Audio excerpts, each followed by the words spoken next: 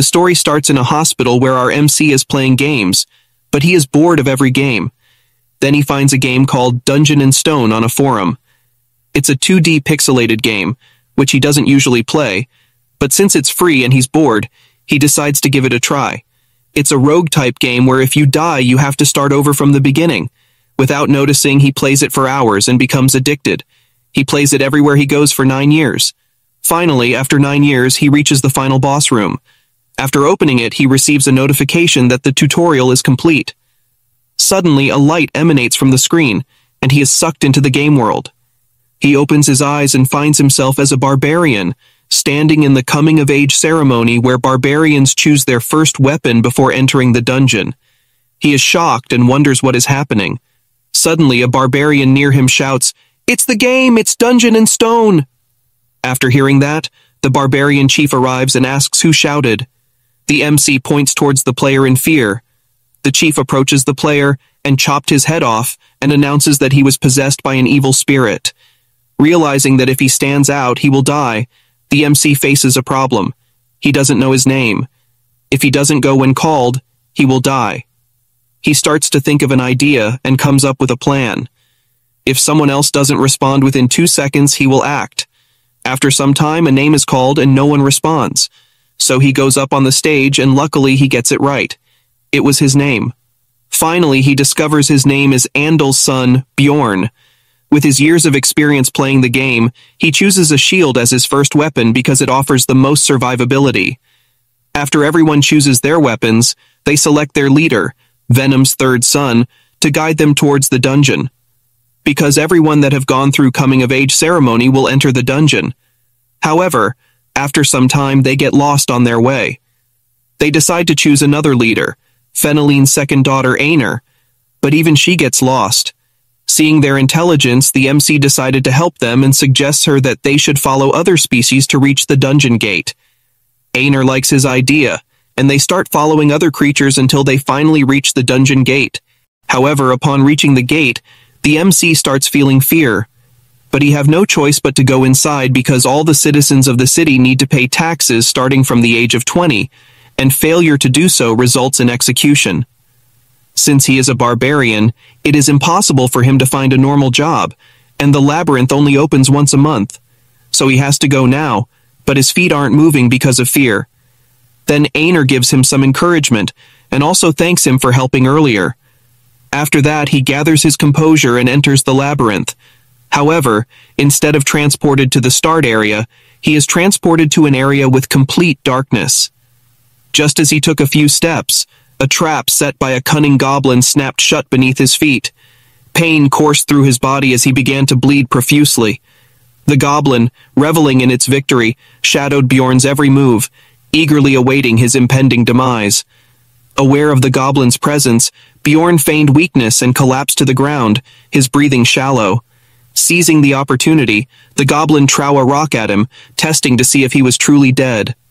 Confirming his suspicion, the goblin approached Bjorn. But Bjorn, despite his injuries, mustered his strength and launched a surprise attack. In a fierce struggle, he emerged victorious, and the goblin's body disappeared. Leaving behind a 9th grade magic stone, a highly coveted and valuable item in this world. Yet, its worth was equaled that of a mere piece of bread. Despite his victory, Bjorn's wounds continued to bleed profusely, posing a grave threat to his survival. Desperate for aid, he forced himself to keep moving, dragging his injured body across the unforgiving ground. Hour after grueling hour, he fought against the encroaching darkness, his resolve unwavering. The brink of death loomed near, but he refused to succumb. Finally, a glimmer of light pierced the darkness, signifying an exit from the treacherous depths. To his astonishment, a party of seasoned adventurers emerged before him. Seeing his dire condition, they stopped, their captain demanding the assistance of their healer.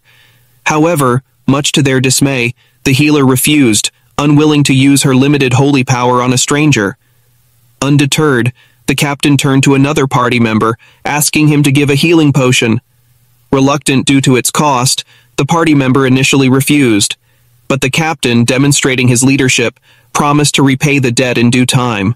Relenting, the party member handed over the potion, and with careful precision, poured it onto Bjorn's injured leg.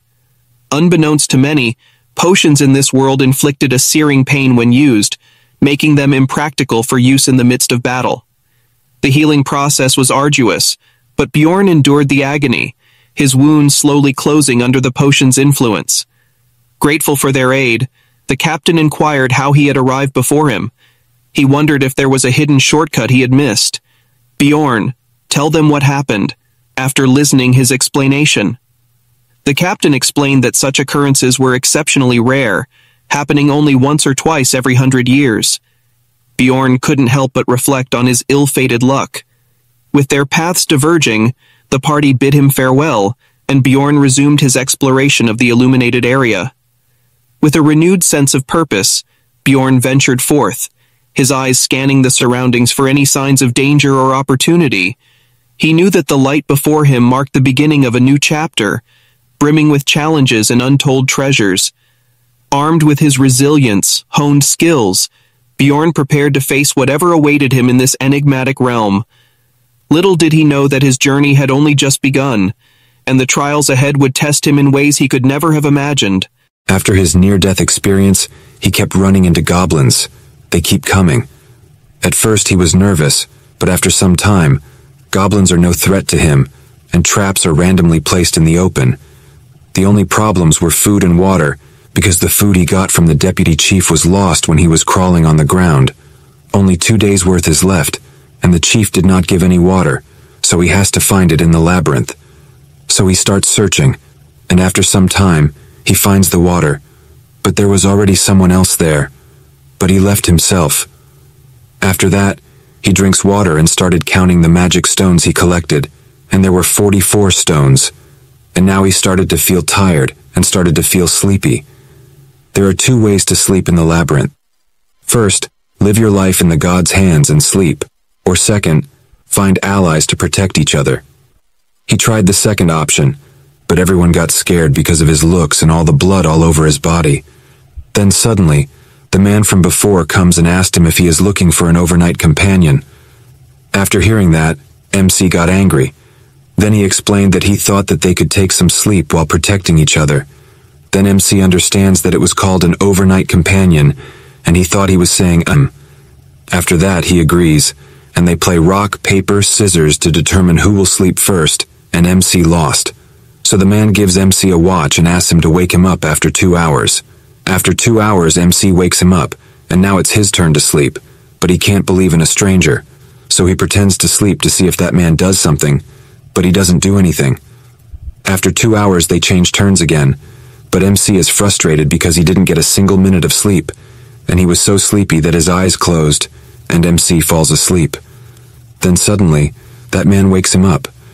MC apologizes to him and offers him more time to sleep, but that man refuses. So MC takes his turn and starts sleeping. After some time, that man comes and attacks him with his hammer, but MC blocks it, and says he knew that there is no one that kind in this world who forgives and does not take the offer to sleep. They fight, and MC defeats him, asking him why he didn't attack the first time he slept. That man answers that because he also needs sleep. Then MC asks why he attacked him, and the man answers that it's because of his stone, but MC doesn't believe him and attacks him again, asking once more. That man explains that it's because of his heart, and tells him that a barbarian's heart is used for new magical research and sold for a good price. After saying all of that, he starts begging to be let go. Everyone in this world thinks barbarians are stupid and naive. Most of it is true, but our MC is a human inside a barbarian, so he kills him and takes his items. He have many items, like potions.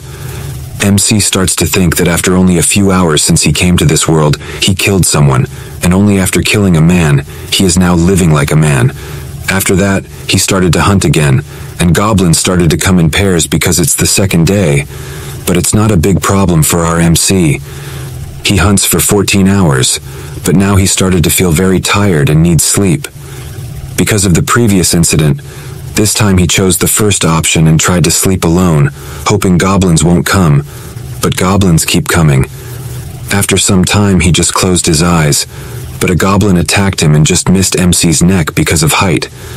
After that, MC becomes frustrated and decided to find another barbarian, But instead, he meets many humans this time who want to become his overnight companion.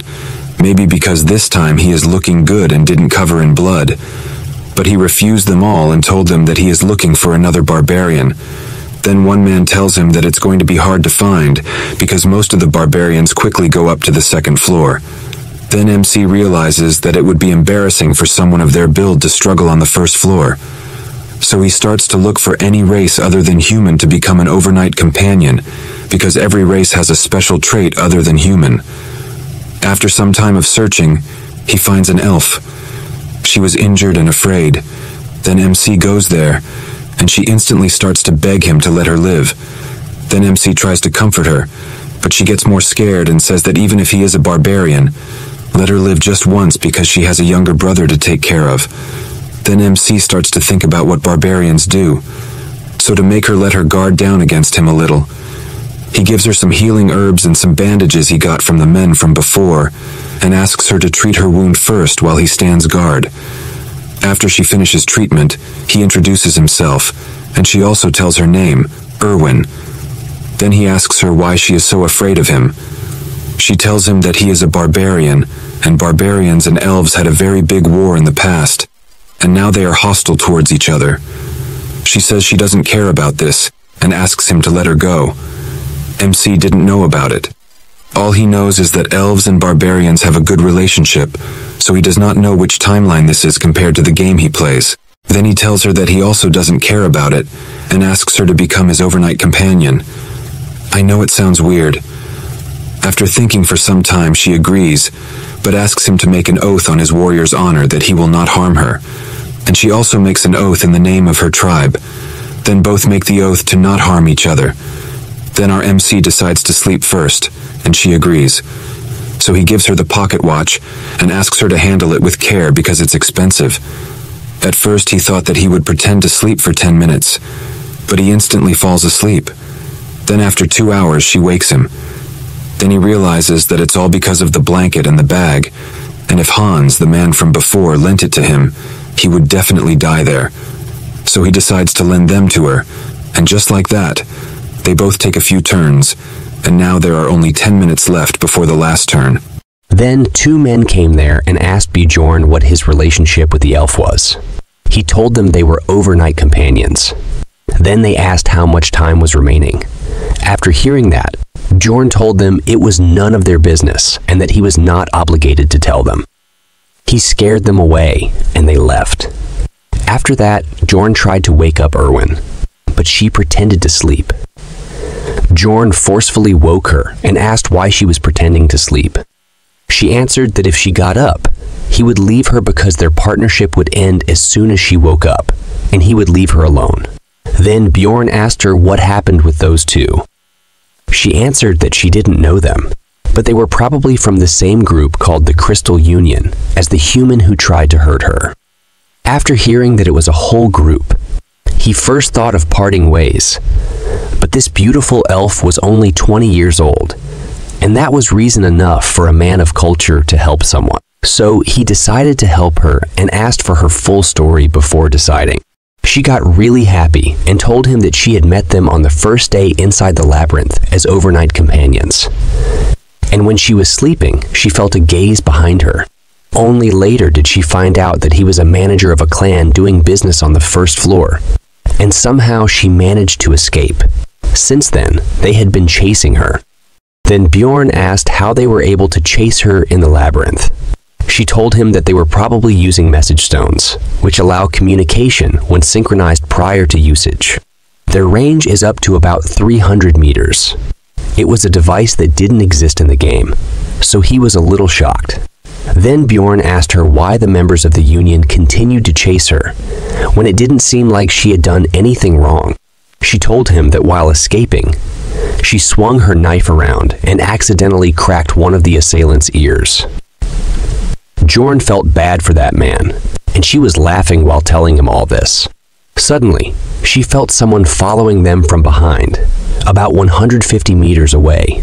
It was an ability of elves they are born with, so they decided to increase their speed, but the distance between them didn't increase. Bjorn started to think about the risks he was taking and the benefits. Well, I think we all know the benefits of helping beautiful elf. So he asked her what she was good at. She gave a great answer fitting for the situation. She said that she was good at laundry and cleaning but bad at cooking. I just want to ask what is going on in her head at a moment like this. Everyone, what do you think? But just don't go overboard with it. Then he asked what she was good at during battle. That she was good at archery and could also use spirit magic, specifically flame element. Flame element is actually the rarest element in this world. Then he asked her if she had killed anyone before. She answered that she hadn't, but she could do it. Then Bjorn asked seriously if she would like to become his comrade until they got out of the labyrinth. He would take 90s, and she would get 10. He didn't even finish his speech, but she instantly agreed without any hesitation. So Bjorn decided to get rid of the pursuer because the distance between them was getting shorter and shorter. He decided to enter a dark area where they waited for the pursuer. After he arrived and started searching for them. Bjorn ordered her to shoot the arrow. She was a little nervous, but she shot the arrow and got a headshot. MC sure was smart. He didn't kill the man himself. Erwin was in a little shock, so he gave her some encouragement and started looting the men. There, he found the message stone Erwin had been talking about. After that, Bjorn checked the loot he got from the man he just killed. He had a pouch of magic crystals, 2 daggers, 1 potion bottle from his waist belt, and the clothes he was wearing, a leather top and bottom. Bjorn sure was a scavenger, and I like this kind of Bjorn story. Then MC asked Erwin about how to use the message stone, and she told him that there was a button on the side. After Bjorn pressed it, a voice came from it, and there was someone giving everyone instructions and asking them to catch the elf and the barbarian with full instructions. He also placed a 10,000 gold bounty on their heads and asked everyone to gather at the Goblin District, which was where Bjorn and Erwin were currently. After hearing that, Erwin got scared, but MC asked her not to be scared, and they moved up to the 2nd floor. After hearing that, she asked if they were really going to the 2nd floor by themselves, as there was a huge difference between the 1st and 2nd floors. Bjorn said he knew it and told her that they would just stay near the entrance, and they were also a good match. She got flustered after hearing that, but she still hesitated to go to the 2nd floor. Then, suddenly, a voice came from the message stone, saying that whoever found the elf first could enjoy her first on top of the 10,000 gold. Then another man's voice came, saying that if she was too resistant, could he cut off one of her arms and legs. Then that man asked if they should just leave the important part, and he asked if they all knew what he meant, right? After hearing all of that, she immediately agreed to go up to the 2nd floor. This makes Bjorn's work easy and saves his time. He always likes to help people in need when it is beneficial to him, of course. When a chance like this comes, of course, he will take it. After that, Erwin asks Mick about the path to the 2nd floor.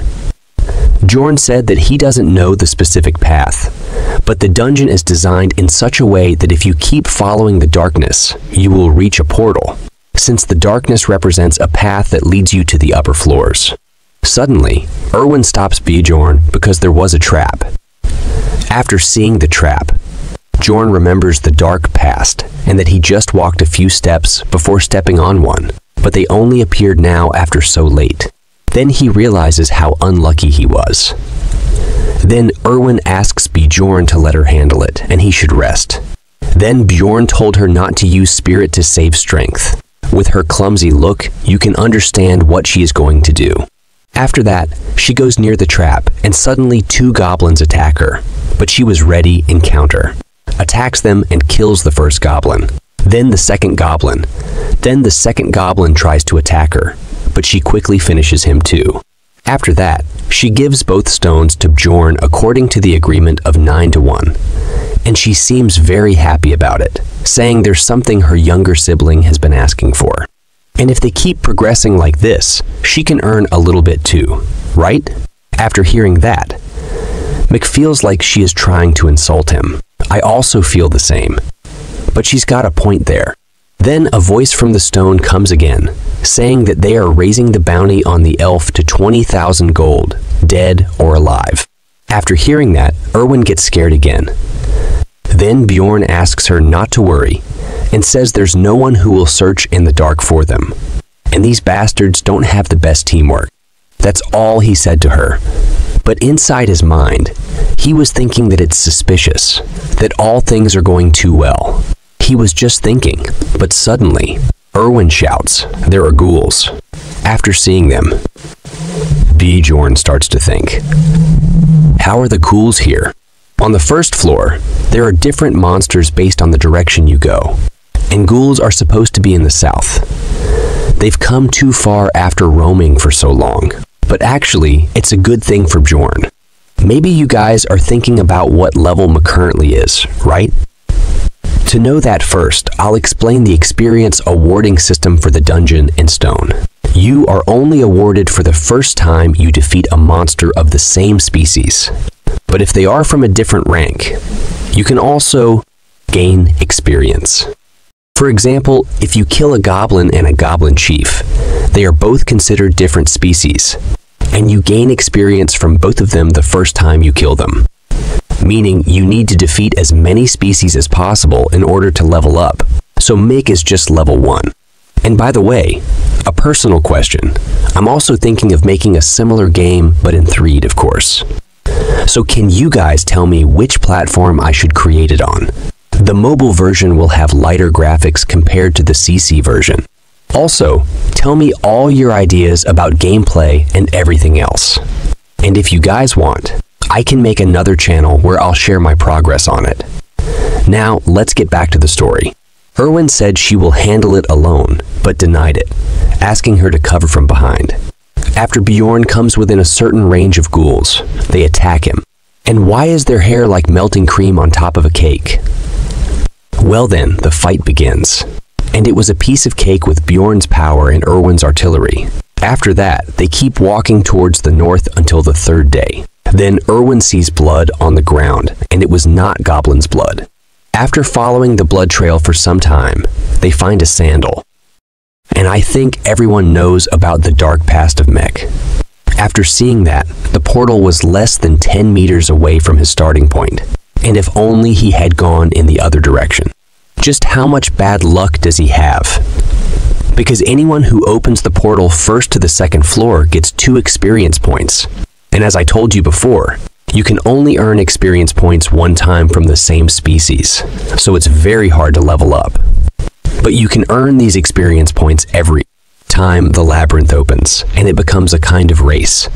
That's why the team who saved Bjorn on the first day asked him about it. Thinking about that makes him very angry, and seeing him like that, Erwin asks him if there's something she did wrong. Then he says it was not because of her. After that, she comes to a conclusion that Bjorn lost his barbarian comrade here, so she gives him some sympathy. Bjorn gets confused, but he decides to ignore it, and they go up to the 2nd floor, the Goblin Forest. But their landing is not a smooth one, for Bjorn, of course. Erwin lands perfectly. After Bjorn recovers from this unfortunate experience, they look around, and there is no living being in a 50-meter radius. The 2nd floor is different from the 1st floor. While the 1st floor is like an underground maze, the 2nd floor is an open forest, and there are 4 gates in 4 different directions on the 1st floor, and each gate leads to a different place. But you can go to the 3rd floor from any of them. Just tell me, what's with the ghouls? Others look good, but ghouls look like ice cream is melting on their heads. After that, Erwin asks Bjorn what to do now. He tells her that once the time is up, which is 168 hours for the 1st floor and 240 hours for the 2nd floor, the labyrinth spits the explorers back out into the city. So they will stay on the 2nd floor before the 168 hours are up, and then they go back to the 1st floor. But they can't just stay here by the portal all day, so they start to explore the nearby area a bit. Soon after some time, Erwin finds a trap, but Bjorn didn't see it. Then Erwin throws a rock at it to deactivate it, and then she asks for praise from Bjorn. But Bjorn just says that she is good at throwing rocks, and it was always her duty to find the traps. McSure is a Sigma. Let's talk about the second floor a little. Traps on the second floor are different than the first floor. They are well hidden and are all over the floor, but there is no goblin watching over them. And other than traps, another difference is that the goblins go around in groups of about a dozen, sometimes with warriors or archers. And there are more high-ranking monsters the farther you go towards the exterior of the forest. Continue the story. Bjorn and Erwin started exploring the goblin forest, destroying traps in their way so they wouldn't cause any trouble later when monsters attack. Soon, Erwin heard footsteps of the goblins and asked Bjorn what to do. Bjorn asked her about the number of goblins, and she answered that she doesn't know the exact number, but it's more than 10 for sure. After hearing that, he decided that they will attack them and asked Erwin how close they can get without being noticed. She answered that on her own, she can get to about 30 meters away from them. Then, Bjorn said that they will go with her plan. First, Erwin goes near them and shoots the first arrow. Then Bjorn will attack them. However, the second floor is different. There are 3 times the amount of goblins from the first floor. And there's a goblin warrior too. Yes, this guy with the knife-like sword is a goblin warrior. And it should be scary face so many goblins to gather. But instead of being scared, Bjorn's warrior's heart was twitching. He was feeling excited. It reminds me of the Overlord manga where Ainz's emotions automatically get suppressed. With this sense of excitement, he started to crush them one by one, but dealing with the goblin warrior isn't easy. He almost chopped Bjorn's head off and surrounded him with other goblins. The situation became quite threatening, and he might also get injured, but that's if he was alone, of course. But with a trusted partner like Erwin, his back is covered, and he quickly finished them all. He gained 1 experience point for defeating the goblin warrior for the first time, and 11 magic crystals. But the warrior's weapon and armor disappeared with the goblin. The warrior stone has more value than a normal goblin of the same rank. So he decided to give Erwin 2 normal stones. She looked very happy. And after that, they started moving again. Once they went farther out than a 3-kilometer radius, they began to come across goblin groups every 5 minutes. This time, there's an archer among the goblins, and as soon as he saw them, he disappeared using stealth magic. It became difficult because of the goblin archers. But it wasn't enough to defeat Bjorn. He just had to focus a little more to dodge the arrows coming towards him, and he easily defeated the goblin archer. After 15 hours of fights, they decided to take rest. And Bjorn gave Erwin the first chance to sleep, and she instantly fell asleep. Then Bjorn started thinking that explorers are scarier than the goblins, especially now that he has a reason to be worried, and it's a problem that she's so pretty. He said it out loud, and Erwin woke up instantly and asked him if she is really pretty. But Bjorn asked her to sleep. Well, it shows that she was not stupid and is always on her guard. And just like that, the 4th, 5th, and 6th day passed, and it became the 7th day, the last day, and it's finally time to leave the labyrinth. Bjorn told Erwin that it was finally time to leave the labyrinth. There were only 2 hours and 47 minutes until the first floor would spit the explorers back out. Erwin told Bjorn that she's so tired that she will immediately fall asleep as soon as they're out. Bjorn told her that they should go back now because they should get to the portal earlier rather than late. Of course, things would get a bit tricky now, because the goblin groups had respawned and put down new traps all over the place. Erwin also sensed a goblin group 70 meters away from them with 8 regular goblins, 2 archers, and 2 warriors. Bjorn decided that they will fight. Goblins were just chatting and laughing. And just like before, Erwin shot from afar and popped one of them in the skull, leaving the other goblins stunned. Then Bjorn charged in with his fierce look, scaring the goblins, and he started his attack. He knew that Erwin would take care of the archers, so he focused on killing the warriors first. Bjorn had become a master at fighting goblins, swinging his hammer around and hitting them all to their death in each shot. Erwin also got used to it. She knew exactly when and who to shoot. And because of that, the time it took to kill all the goblins had shortened. He praised her and told her that she did a good job, and she loved having Bjorn's approval. But he told her to tell him when she kills the archers so that he doesn't have to worry about getting shot while fighting. She apologizes and tells him she wasn't sure if the last one was hit or not. He is a bit confused, but agrees that unconfirmed information would be more dangerous. While Erwin just smiled and waited for a response. He was thinking about how much he's grown. He's actually kind of proud, but I doesn't know who he is proud of. To me, it looks more like self-appreciation. Suddenly, Erwin calls Bjorn's attention to something cool near a dead goblin. Its corpse hasn't fully vanished yet. Rather, it has a blue aura around it. Bjorn notes that this essence particularly belongs to the goblin archer. Essences are a part of the skill system in Dungeon and Stone, which gives you passive and active skills with varying stats, depending on the essence's type. There is only one essence allowed per level, but it is kind of like a cheat. It's one of the most valuable treasures for an explorer, and there will always be a limit to how many essences you can absorb. He remembers his early days of playing the game, and recalls how each goblin has a different ability attached to their essence, and your fate will depend on which essences you take. It has a near 0% drop rate, and he never expected to see it here. He was speechless as they stood near it. It feels too good to be true, and he senses something bad might happen. Then our weird but cute Erwin asks him if she would become a goblin if she ate it. Bjorn tells her that she wouldn't, but she would earn a part of the goblin archer's abilities. He tells her how the guy who was chasing them on the first floor had taken a razor mane wolf's essence, which gave him the ability to track their smell. He asks her if she wants the essence, and she says she doesn't really care much, but she will take it if Bjorn doesn't want to take it. Bjorn doesn't care about the goblin archer's essence. He's a barbarian, and he already knows what essence he wants, and this essence would be useless to him. So he tells Erwin that she can have it, but she must promise him something. This is something he was originally going to tell her once they got to the first floor.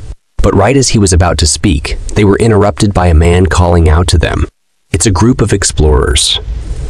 He tells our protagonist not to move a muscle. Erwin asks him what he means and mentions that they were just hunting, but Bjorn knew the true purpose of these people arriving. He puts his hands on Erwin's shoulders and says she doesn't need to answer them. Erwin looks confused for a moment. Right then, Bjorn throws her into the goblin archer's essence, and she lands directly on top of the essence, and a bright light emerges from the essence, covering her. The man, who looks like he's from Naruto anime, starts screaming out of rage because Erwin ate the essence and is now fusing with it. He claims that the essence belonged to them. Erwin stands up and leans her back against Bjorn, thanking him for the essence. Bjorn knew that he would eventually run into people like these. People who wait until they see an opportunity to grab something from unsuspecting explorers. However, they couldn't do anything about it now that Erwin had absorbed it, and it was gone forever. Bjorn took a step forward and told them to come at them if they wanted a fight. He was confident, showing no fear as he looked towards them. He knew they were at a numerical disadvantage, so they needed to show confidence and boldness. That group started getting nervous, looking at the oversized barbarian with his hammer in his hand. He sure was intimidating. He told them he was ready for a fight if they wanted one, but if they were scared, they could back off. It looks like we're going to see some real fight very soon. But for now, we have to wait because that group decided to go from there. But before they left with a warning to Bjorn that they will come. After that, Bjorn and Erwin start running towards the portal, and Bjorn tells Erwin not to stop until she reaches the portal. She runs at the fastest speed she can while asking Bjorn if the four from earlier are gone, or whether they'd chase them. Bjorn remembers how they threatened him that he would get revenge for the essence, and even if they didn't follow them, they would probably end up in the same place, which confuses Erwin. Bjorn tells her that they were a party of 4, which is a good number for a second-floor raid, but they were loitering around the entrance. which means they were planning to go back to the first floor and leave the labyrinth, just like them. They were doing the same thing as them, and Erwin appreciates Bjorn's ability to think critically. Well, for others, he is a barbarian after all. As they run, Erwin senses a group of goblins 50 meters away from their location, and Bjorn says that they will avoid them. However, Erwin tells Bjorn that they can't run because the goblins are coming towards them. Bjorn is shocked to hear this, because the goblins hadn't found them once during the past few days. So how did they find them now? He wondered if this was a coincidence. So they decided to go in the opposite direction. As Bjorn made a quick turn, Erwin was agreeing with him, but suddenly an arrow comes flying towards her. Bjorn grabbed her by the shirt and pulled her backward, but the arrow wasn't from a goblin archer. She says she was going to dodge it herself, and Bjorn says that it's the guys from earlier who shot at them. He tells Erwin that they lured the goblins to their location, and they're waiting on the opposite side. They were planning to tire them out with goblins, and now they had no choice but to fight. He told Erwin to use her powers. She is confused as to what powers he means, and he tells her to use the essence's power that she had acquired by eating the goblin archer's essence. You see, every essence has its own special ability, and since Erwin had absorbed the goblin archer's essence, it would give her special powers. It would increase Erwin's stats in many ways, as you can see on the stat window. Alongside that, it adds a passive and active skill, which can be quite useful in situations like this. She had gotten a passive skill that made all her arrows poisonous, while also giving her an active skill that made her stealthy. Erwin tells him that she doesn't know how to use it, and he just looks at her and tells her that it's already working. Erwin begins to glow blue with the essence surging through her body. She can finally feel the powers of the goblin archer. Her active skill thief step was now in use. Bjorn looked at her and wondered whether the skills work just by willing them, or did they need to say something to trigger it. Meanwhile, Erwin is just enthralled by her new powers. He hands her his bag, telling her to keep it safe. He was going to handle the goblins on his own, and she can look for the guy with the crossbow. Erwin is worried for Bjorn because it would be too dangerous on his own. However, he doesn't care at the moment. He tells her that there is no time to think. He tells her to stay hidden, and when he gives the signal, she must kill the guy with the crossbow. There would only be one shot. After that, he runs into the forest towards the goblins without even telling her what the signal would be. After some time, he stops, because goblins were surrounding him from the left while rushing into the goblins headfirst. Bjorn notices how those guys haven't shown themselves since they shot at them with a crossbow. Early on, he assumed that they would show themselves once he killed all of the goblins, and he began the killing spree. Blood splatters were everywhere as Bjorn was killing the group of goblins. There were a dozen of them. 2 of the goblins were swordsmen or warriors, but there were no arrows flying towards him. There were probably no archers, or so he thought. But an arrow comes flying his way, so he blocked it with his shield, and he now knows there were archers too. Then he felt something pierce his back. It was a goblin with a dagger who stabbed him from behind. He threw the goblin off and bashed its head in with his shield. He was fighting the goblins to the best of his abilities. But he also remembered the crossbow guy was there too, and he didn't have Erwin to help him this time. The injuries were piling up as they were cutting Bjorn up. It was looking like the attack on Titans. But he didn't let up though, as he slammed his hammer onto the goblins and killed them all. They turned into smoke, and he realized that things were getting a bit too dangerous for him. Suddenly, 2 arrows shot in his direction at once. He had to dodge them, but he realized that they were both different markings. One belonged to a goblin archer, and the other arrow was from the crossbow guy. It was impossible to block both arrows, and now he had to pick and choose which arrow would be more dangerous to get hit with. So he decided to block the crossbow bolt, and as he blocked it, the goblin arrow had pierced through his elbow because he simply couldn't have blocked shots from both sides. His arm was wounded and bleeding, not to mention the goblin arrows seemed to have been poisoned. His arm was turning purple, and he couldn't feel any movement within it. He only had his right arm, and he needed to choose between his weapons now. So he let go of the hammer, knowing it wouldn't be much help. He pulled the arrow out of his elbow and chose the shield. It was his original weapon. He knew that the real enemy was that group of scums. If it weren't for them, the goblins wouldn't have been much of a threat to him. He could easily kill goblins with the hammer, but the shield was necessary to protect himself from those crossbow bolts. Bjorn kept slamming into them with his shield. He was flinging them around like they were nothing, sending them flying far away with each hit. But it was not enough. Eventually, he had enough, and he got angry.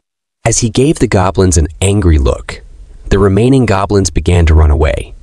As they ran away, Bjorn had one slight moment of rest.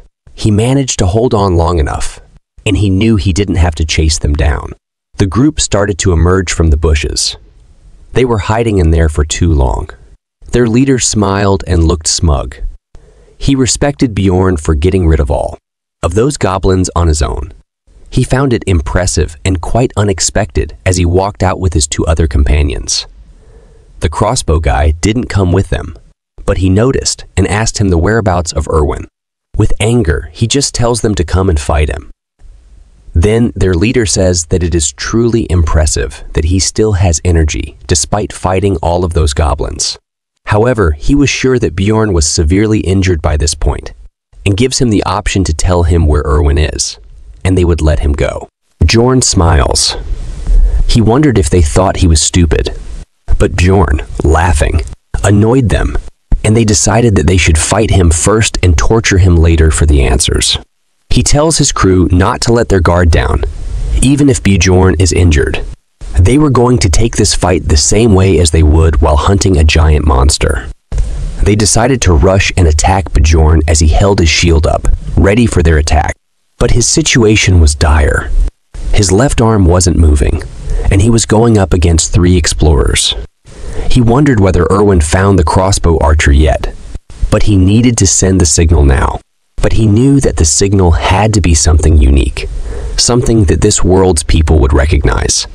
He knew what he had to do.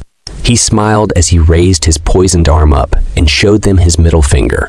As he put his arm up, he looked very pleased with the signal. Well, it's a good one. What do you think will happen if Erwin got confused with it? As all of you know how clumsy she is. I also have a story, a dark fantasy one. So I just want to know how much darker I keep it. It is going to be similar to Remonster. But if I make it too much darker, I have to create another channel for it, or I release a novel with a darker version and video with a lighter version. Please tell me. Okay, let's get back to the story, guys. As Bjorn's middle finger was raised up high, his mind was racing and worried as he wondered if Erwin had recognized the signal yet, because she's far away. Of course, the red-haired man and his crew didn't know what this meant, and this confused them. While they were confused, Bjorn had no choice but to trust her. So he charged at his enemies with his shield. He rushed towards them, but their leader stopped him by slamming his sword against his shield. Feeling Bjorn's strength, he began to be undermined, so he called his samurai friend for help.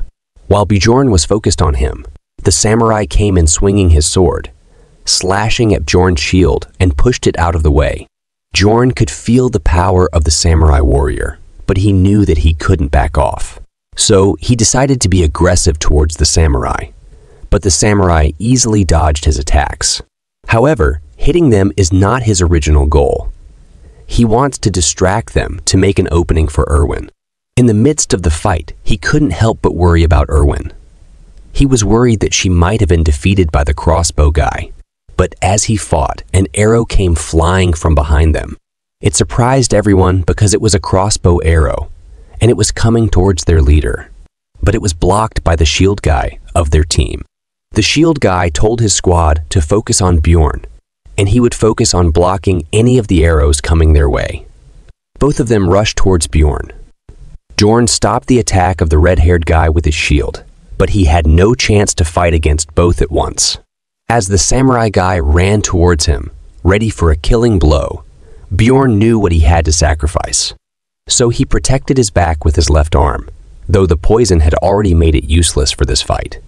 His arm had a huge cut on it now, but he exchanged it for the leader's head, slamming his shield into Red Hair's face and sending him flying. So it wasn't a bad trade-off. The samurai guy tried attacking Bjorn, but he dodged it. Then an arrow came flying towards the samurai, and he was shocked. But the shield guy came and blocked it. But he didn't know that the archer they were up against had a fire spirit on her side.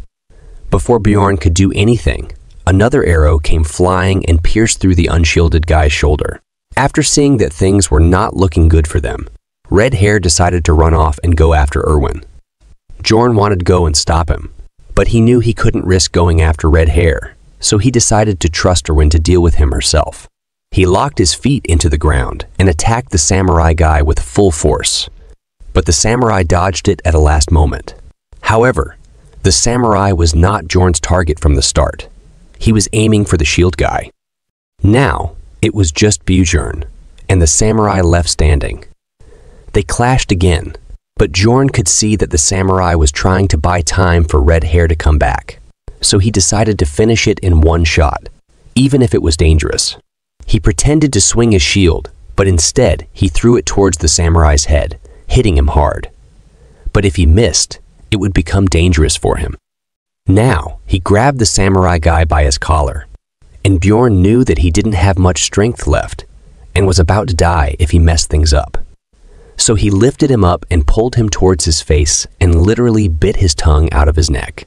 The barbarian rage had taken over, and he was moving off of pure instinct for survival. Now, both of Bjorn's opponent's bodies were on the ground, and he was left standing alone. Erwin came running to him from behind, tears in her eyes because she was worried about Bjorn's safety. She also killed both of her opponents, and now they had both survived the game of survival one more time. This time, it got a bit too close for comfort though. As Erwin saw how wounded Bjorn was, she handed him a potion, telling him to drink it immediately. Bjorn was confused because he didn't know that people can drink it. She told him it's better to drink it than to pour it on your wounds, and since he was poisoned, it would clean up his insides too. Bjorn chugged the vial of healing potion and dropped it on the ground as he sat there healing. He could feel his insides boiling, his entire body burning in pain, and his veins were itchy and hot. That's the reason why people pour it on the wound instead of drinking it, even if it has more benefits. While Bjorn was healing, Erwin was next to him, encouraging him. Then he asked her how much time was left. Erwin checked their watch and told him that it was 11:20, which meant that they had 40 minutes until the first floor closed. They did not have any time to rest despite the fight. Then Bjorn asked her to strip, and she had a regular reaction for her standard akos. She was thinking that he was doing it so suddenly, so he must have a reason for it, and she started taking her top off. Or I was just thinking too much. She is the same Erwin we know. Then Bjorn asked what she was doing, and told her that he meant stripping the bodies of the dead guys for items and resources.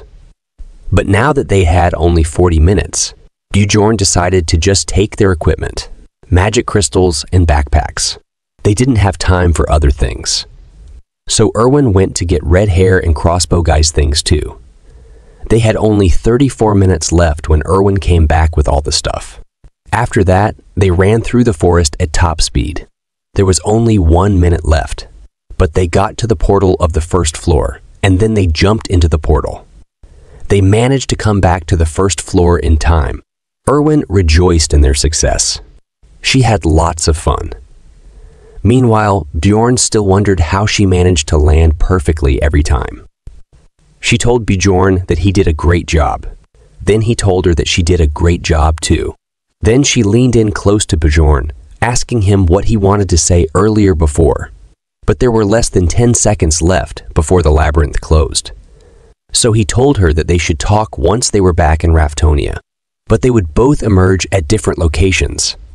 So they had to choose some spot for meeting, but Bjorn forgot the name of the tavern.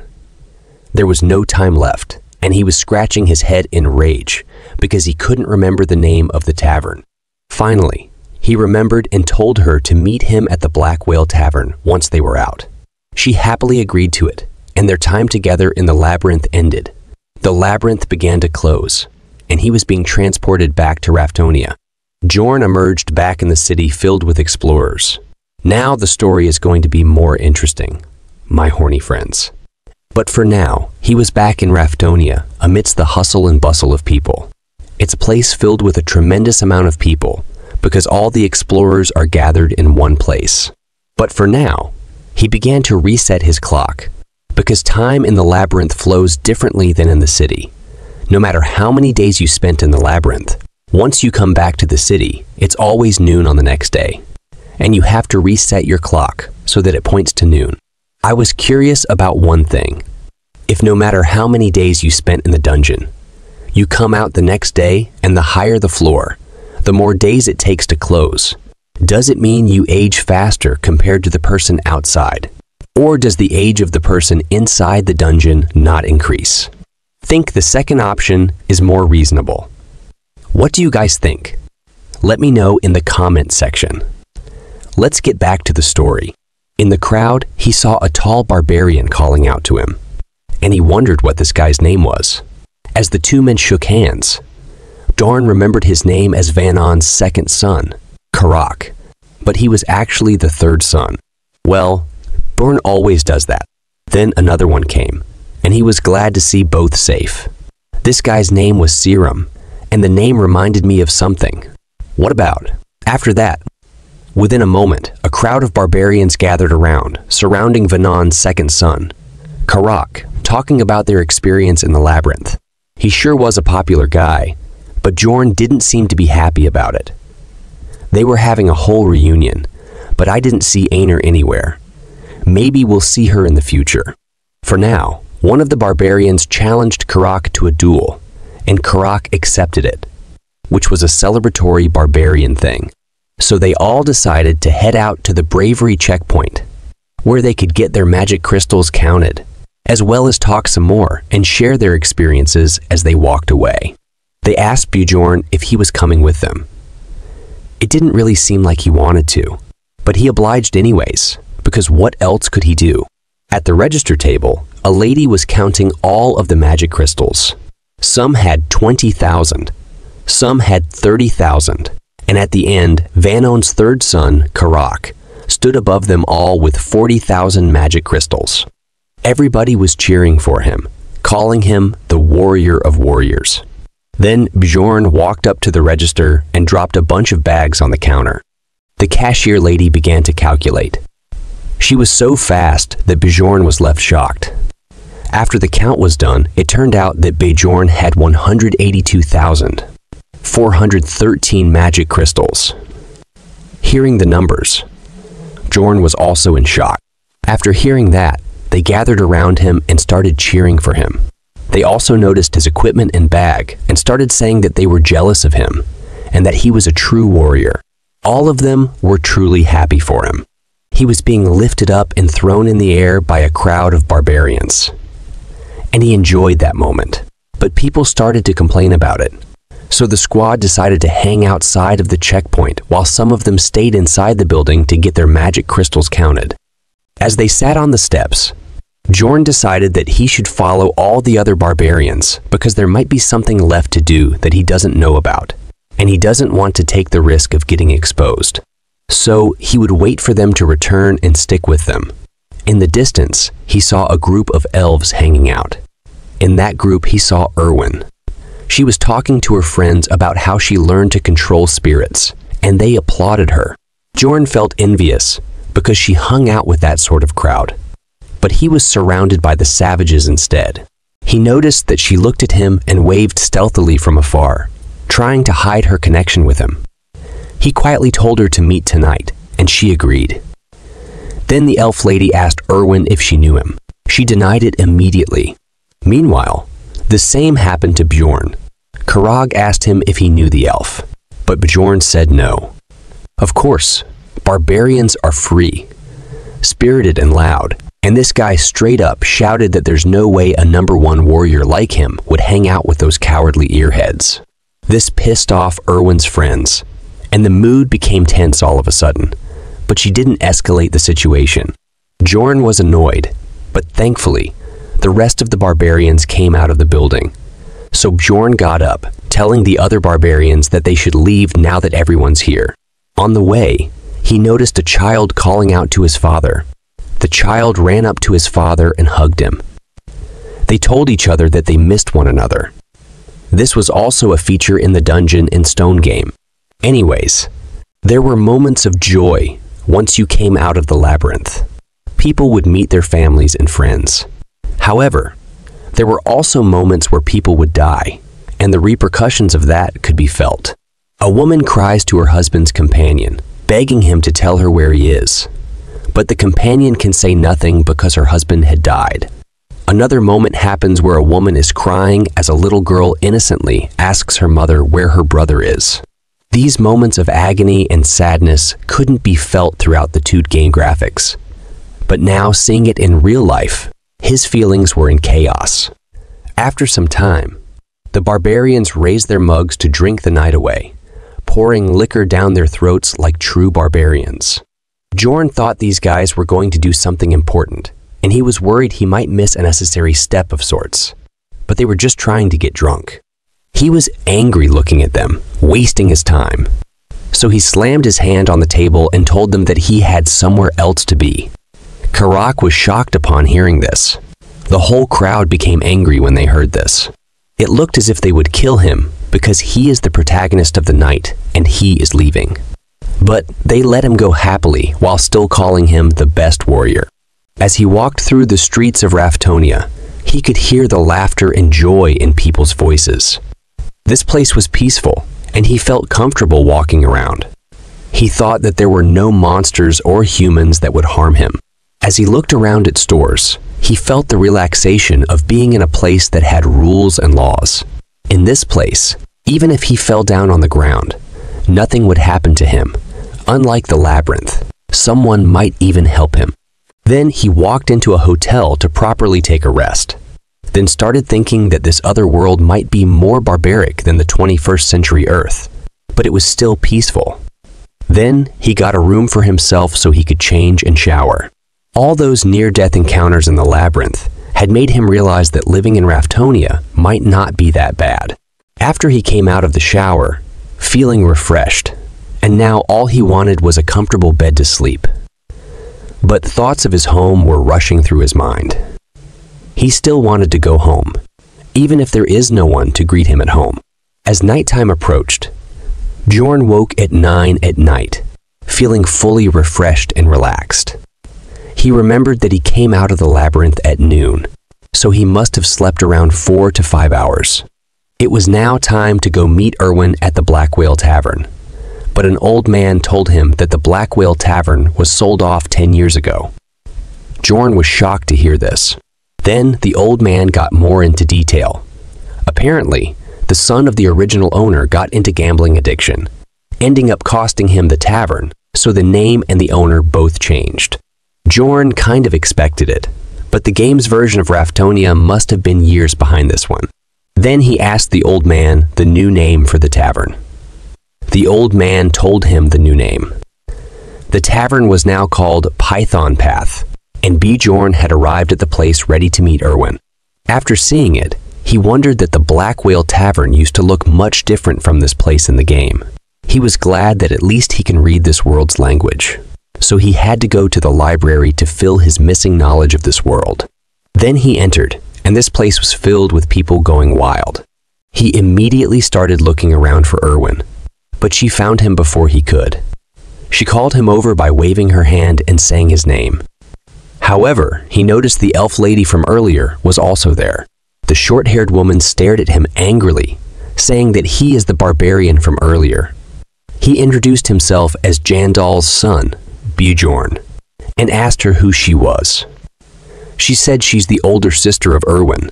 Then Bjorn said that her name couldn't be older sister, so she just told him to call her Teresa.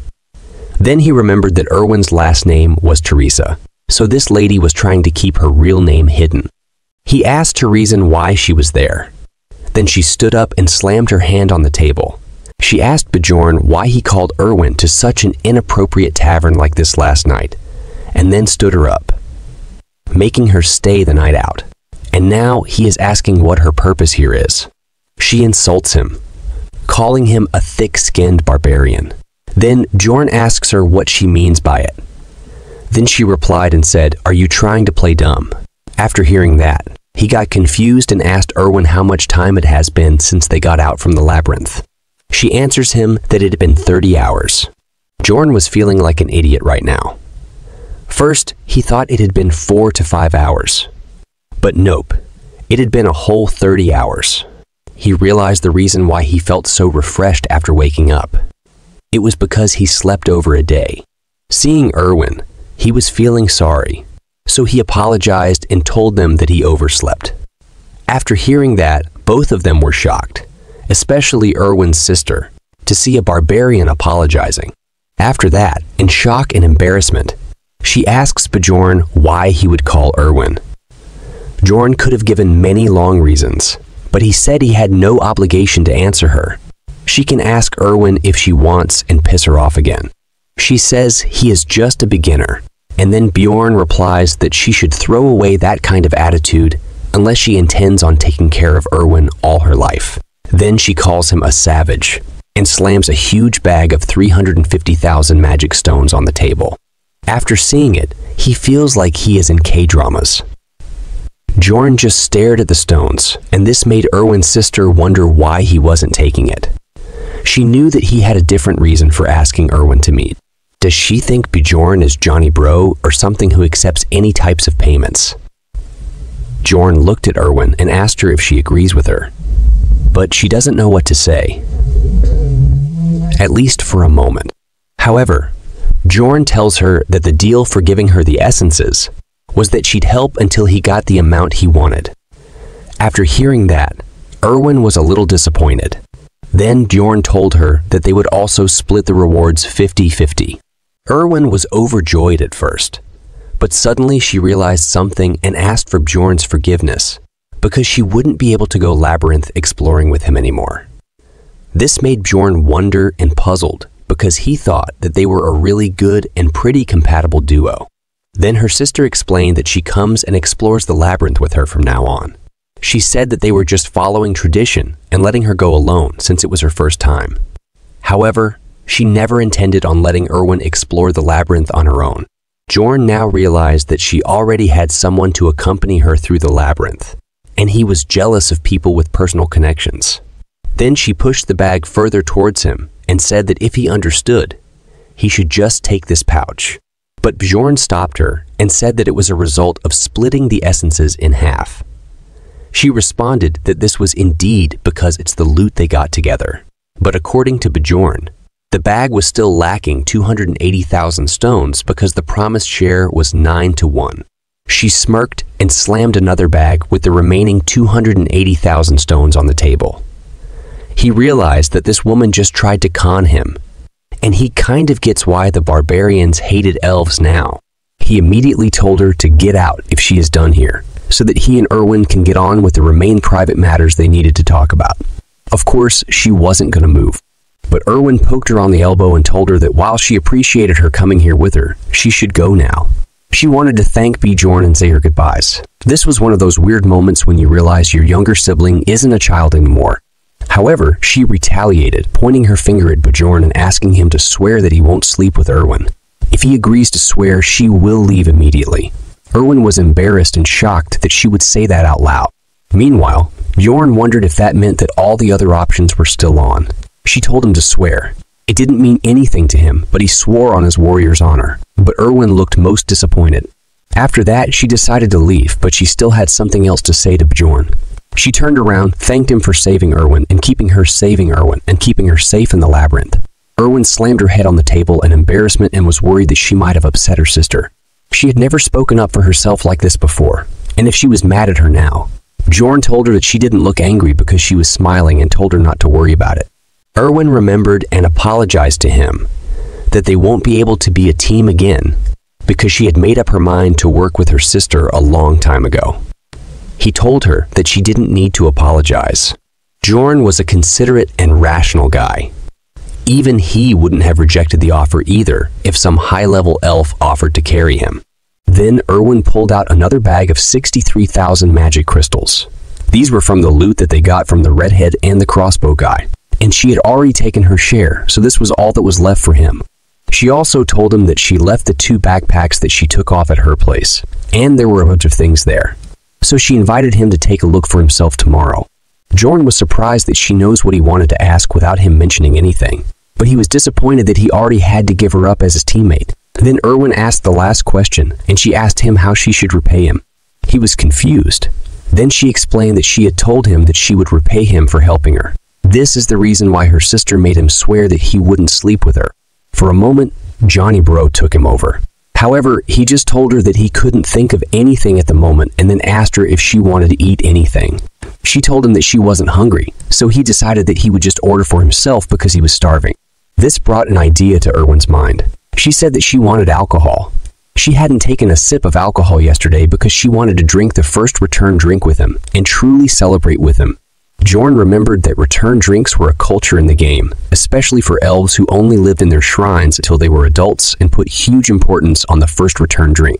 He said that he was glad, but Erwin leaned in closer and told him that he's supposed to say thank you, and he said thanks to her. Erwin was happy. She told him that they went through so much together in the labyrinth, so it was a given that they share their first return drink with each other. She said that this is probably not his first return drink though, but he says that it was actually the first time he was going to have a return drink. She was surprised to know that he was serious when he told her that he was only 20 years old, which is the same age as her. She had initially thought that he might just be joking. He told her that it was his first time in the labyrinth as well. They start celebrating, and as they're celebrating, Erwin tells Bjorn that he did a great job. Then he tells her that she was great too. The two raised their mugs and slammed their mugs together in a toast. After a bit, their mugs were empty and their food was done. Erwin said that Bjorn was wearing a shirt today as she looked at him, and Bjorn only said in his mind that she was wearing a skirt today. Bjorn took a big sip of rum and decided that it was time for him to talk about the more important stuff now. Meanwhile, Erwin just kept admiring his ability to drink. He asked her if she still wanted to repay him, because he has thought of a way. She asked him what it was, but he said he couldn't tell her here, because he feared that the security would come after them. She blushed and looked at him and asked him if they should head up to his room. After they went to the Bjorn room, outside of Bjorn's door, moaning of a woman can be heard from inside. Inside, Bjorn told her to spread wider. He was sweating as he tried hard. As she moaned and screamed louder and said to let it go, he was just scratching her shoulder to check her stats effects. But Erwin screamed out loud from the pain, telling him that he was going to dislocate her shoulder because it had never gone that far back before. He still wanted to make sure though, and asked her if she was sure this was the breaking point. She swore on her family, crying and screaming, so he let her go and told her to rest for a bit.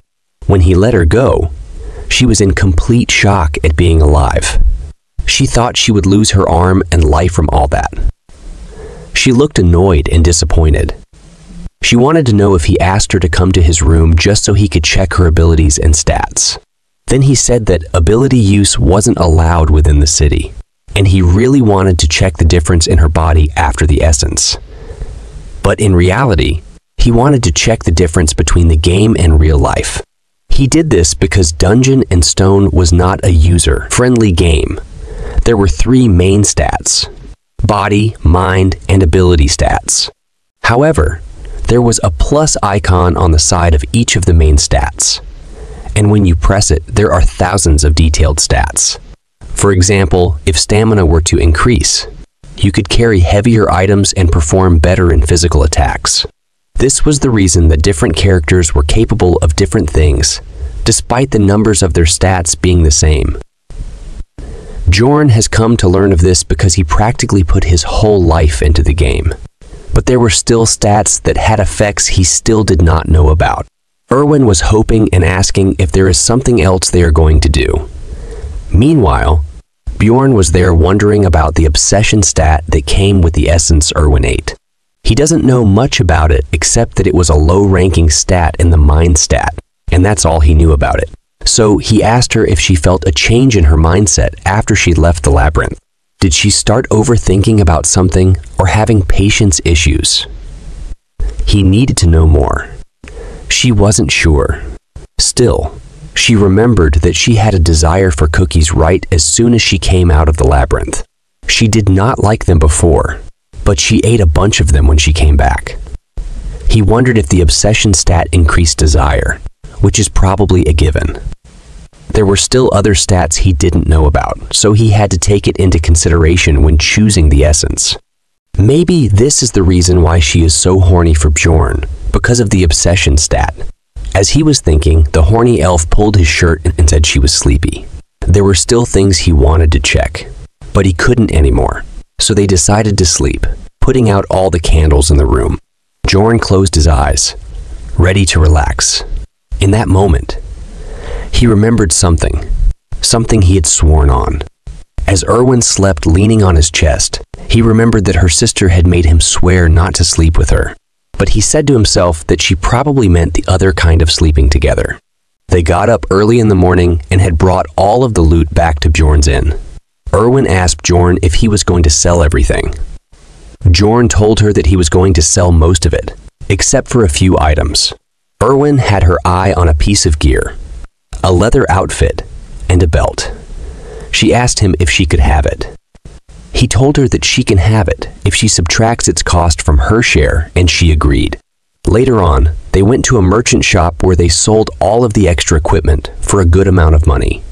The sword was sold for 350,000 stones. Later, Bjorn sold some more stuff for 180,000 stones. Then they sold the backpacks, which went for a whopping 250,000 stones. After a few more visits to different shops and merchants, they had a solid amount of money in their hands. The bags of money had piled up, and they had earned a total of 1,450,000 stones. As they held the bags of money in their hands, Erwin was shocked after seeing that much money, but she earned just change compared to Bjorn. He really is a heartless man. Bjorn gets almost 1.4 million stones after subtracting Erwin's share because he also killed a man alone before meeting her. He had never made this much money in the game's start before. This was a nice start for him. They walked out into the street. Bjorn told her that this is where they should part. This surprised Erwin. Then he wondered why she was surprised, because they had already decided to go their separate ways. He told her that they're taking the same route, so they should walk to the central square together. Even though she agreed to it, she really wanted to spend more time with him. As they walked up to the town square, they saw a huge crowd of people standing around a guillotine blade. Bjorn and Erwin walked up there. A guard screamed out loud, stating that there was an execution happening and that everyone should back off. A man was forced into the guillotine, his head and hands poking out as his face sealed up with bandages. These people hadn't committed any serious crimes. Their only crime was that they hadn't been able to pay the taxes. The execution began, and the guard pulled at the rope. Rafdonia was the final remaining city of the other world that ended at the hands of a witch's curse. The only place to get resources in this limited space was the labyrinth. Therefore, those who couldn't pay taxes were executed to decrease the number of mouths to feed. As the blood hit the pavement from those who were executed, a bunch of people came running and holding pieces of bread. They dipped their bread in the blood and started eating it. Erwin was barely holding herself from throwing up, asking Bjorn why they were dipping bread into the blood. He told her that there's a legend that everyone who drinks the blood of the executed will gain great financial luck. Bjorn asked Erwin how much the taxes were for the first year. She told him that it's 700,000 stones for non-humans. He realized that it was a bit off from the game, but similar. He asked her what it is from the second year and afterwards. She told him that it was 800,000 stones, and there were exchanging fees too. This was the same number as the game. As they stood there, looking at them devour the bread with blood sauce, Bjorn started thinking about tax rise each year of work. And if he can't get back to his real life, and if he can't compete with the increasing taxes, his blood might be the one that people are dipping their bread into. And to avoid that, he has to save money. And for that, he needs to become an explorer that can at least reach the 6th floor. The scene switches to the library. As he walked in, he wondered why people were staring at him because he was a barbarian in the library. Then he saw Einar using a book in the library as a pillow and sleeping. Well, it's good that she's okay, because we didn't see her after he came out with the other barbarians. He walked up to her and poked her, wondering why she was there. She woke up, saliva drooling down her face as she looked at him. Jorn looked at her and said that he was glad to see she was doing fine. She gave him a smile, telling him that she feels the same. He told her to lower her voice because they were in a library. She answered that she never expected to see her fellow barbarian here. Jorn asked her what she was doing here. She told him that she was here because of what he said to her earlier. He told her that she should think before acting, and she wanted to gather more knowledge in order to think properly. Jorn was surprised because she is different from the rest. She tells him that while she was in the labyrinth, she realized that the monsters weren't the only enemies they had to encounter. As she's speaking, Bjorn thinks about how if there was any regular barbarian in her place, they would be bragging about their experience. Instead, she said that this is why she decided to study, but she found reading to be very, very difficult for her. So she wanted to learn how to read and write properly, and she was thinking of going to their shrine so she could learn all that from the elders. He asked her if she was going right now, and she said that if she doesn't, she would forget about it. As she's walking, she remembers that she promised to repay him for his advice if they came back alive from the labyrinth. She told him that if he ever needed anything, all he had to do was ask her at the Angry Bull Tavern. He looked at her and said that he would definitely come to her if he needed. He was simultaneously hoping that she doesn't forget about this promise in a couple of days, because he was probably going to need her help very soon. Anyways, he needed to find a book, and he didn't know how to do that in a place this big. His eyes went straight towards a girl sitting at the front desk, which is the librarian. He walked up to her as she slept on the job. He tried speaking to her, and the girl woke up while raising her head. She looked at him and asked him what he needed.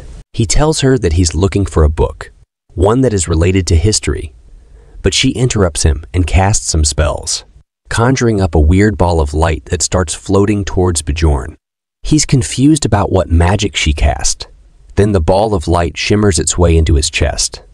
Bjorn is unsure of what changed because he doesn't feel any different. The librarian tells him that now he can find any book that he's looking for in the library. She also tells him that he's allowed to borrow any book, but he has to put it back where he takes it from. Bjorn tries to ask for details about the magic, but the librarian already becomes the Sleeping Beauty. After that, he walks around in the library. He quickly realizes how the magic works. It's quite simple. All he has to do is walk around, and the book he wants to read would shine. Now he understands why there's only one librarian in a library this big, and she still has time to sleep. After that, he starts reading books. The first book, titled The Fallen World, talks about the history from thousands of years ago, where no living beings could live due to a witch's curse, and the last remaining fortress, Rafdonia, was the only place that managed to avoid the disaster. The royal family opened up a dimension for the people who were starving to death because of limited resources. That became the labyrinth. This was similar to the game's prologue. He already knows it. Then the second book he read was Alchemy's Basics. It talks about how magic crystals from monsters can be made into bread, water, steel, and such. They are literally changing the atomic structure.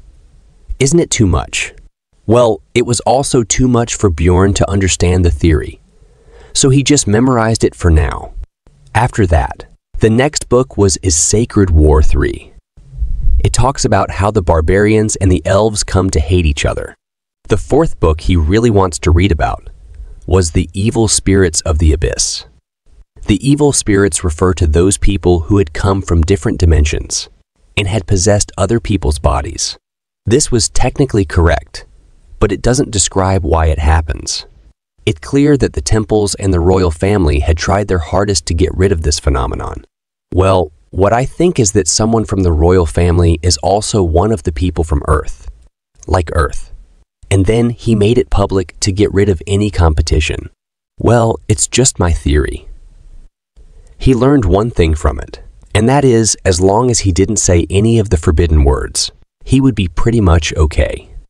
The 5th book, titled On the Death of the King, is about the first ever king, also called the Immortal King, Lavajan III. It talks about how he died over 150 years ago. Basically, he lived for thousands of years, since he was the first king, and I think it's also related to evil spirits and my theory. The game story started after his death. So that means Bjorn was 150 years after the game timeline. This is why his knowledge of the game world kept contradicting the reality in this world. Previously, I think I said it was a 10-year gap, but it was actually a 150-year gap. After that, he moved on to the book about the dimension's instability of observation records. While reading this book, Bjorn had a realization that this might be the book that the blondie who had saved him had read.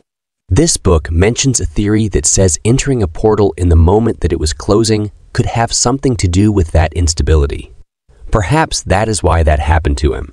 That made him feel depressing, because he had no one else to blame but himself for the torture he had to go through.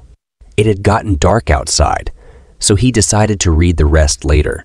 After that, he goes back to his room and thinks about how it had been 3 whole days since he had left the labyrinth. The labyrinth opens up on every first day of the month at exactly midnight. So he has 27 days left to prepare himself, and he has to find a new member for his party from tomorrow onwards. In early morning, Bjorn woken up by loud knocking noises on his room's door. It was Erwin who was knocking the door. He hurried to get out of bed, then he opened the door to see why she was standing outside. He asked her why she was banging on his door so early in the morning. He was just saying, but suddenly he felt an incredibly powerful gust of wind. It was Erwin's new contract. She was excited to show Bjorn that she had succeeded with the new Sprit contract. She told him that she had tried 10 times with the Spirit Stone that her sister gave her, and it worked out, and it's a wind spirit. It was perfect match with her fire Sprit. He congratulates her, but in his mind, he was thinking about that how rich her sister and her family is, because Sprit Stone is an item that lets you sign a contract with a Sprit with 10% possibility. But they are pretty expansive, and she tried in times. And before she was saying she have a little brother to take care, acting like a poor, helpless lady. Well, whatever. After he saw it, he told her to get rid of it. She wanted to show him more, telling him that she hadn't shown him everything she can do. Then her to look what mess she made in his room. After seeing it, she started to apologize. She promised to clean up the whole mess right away. A little while later, Erwin sat on the bed looking tired after she was done cleaning up the whole room. Bjorn looked at the room and wondered how incredibly talented she was at cleaning, even though she had told him before that she was great at it. He congratulated her on having a contract with the spirit, and she was really happy as she thanked him. But he is a stud. He told her that she shouldn't have come to him just to show him this. He tells her that she should have spent her time much more wisely, because she would have to go back into the labyrinth in 26 days. While Erwin agreed with his logic, she had wanted him to be the first to know about her achievement. Bjorn wondered why she felt so attached to him and speculated that it might be due to an obsession trait she gained from a goblin archer essence. He wanted to maintain a business-like relationship, but also expressed his willingness to be there for her as a friend and fellow comrade. As the morning continued, Bjorn planned to use his time effectively. He went to a place called the Angry Bull, where many barbarians were staying. He was welcomed by cheers from the crowd, being recognized as the strongest warrior. Inside the inn, a barbarian warrior informed Bjorn that he could stay for a cheap price due to multiple barbarians sharing rooms. Bjorn revealed that he was there to see Feneline's third daughter. He was still forgetting the names. Then that barbarian corrected him, because Einar was Feneline's second daughter, and I think it is very important. Einar arrived to the scene, and that guy told her that Bjorn was looking for her. She walked up to Bjorn and asked him why he had come to see her. Bjorn told her that he had a favor to ask her, which is that he wanted to fight her. She asked him if this was for training purposes, and he said yes, he needed to get stronger because he knew he wouldn't be able to survive with his current fighting skills. Einar told him that it wasn't really a favor.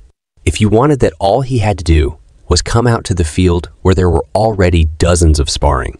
She told him that as long as it wasn't in the morning, she was ready to fight whenever he wanted. He told her that they should begin right away. The crowd was ready to see some combat as Bjorn dashed towards her.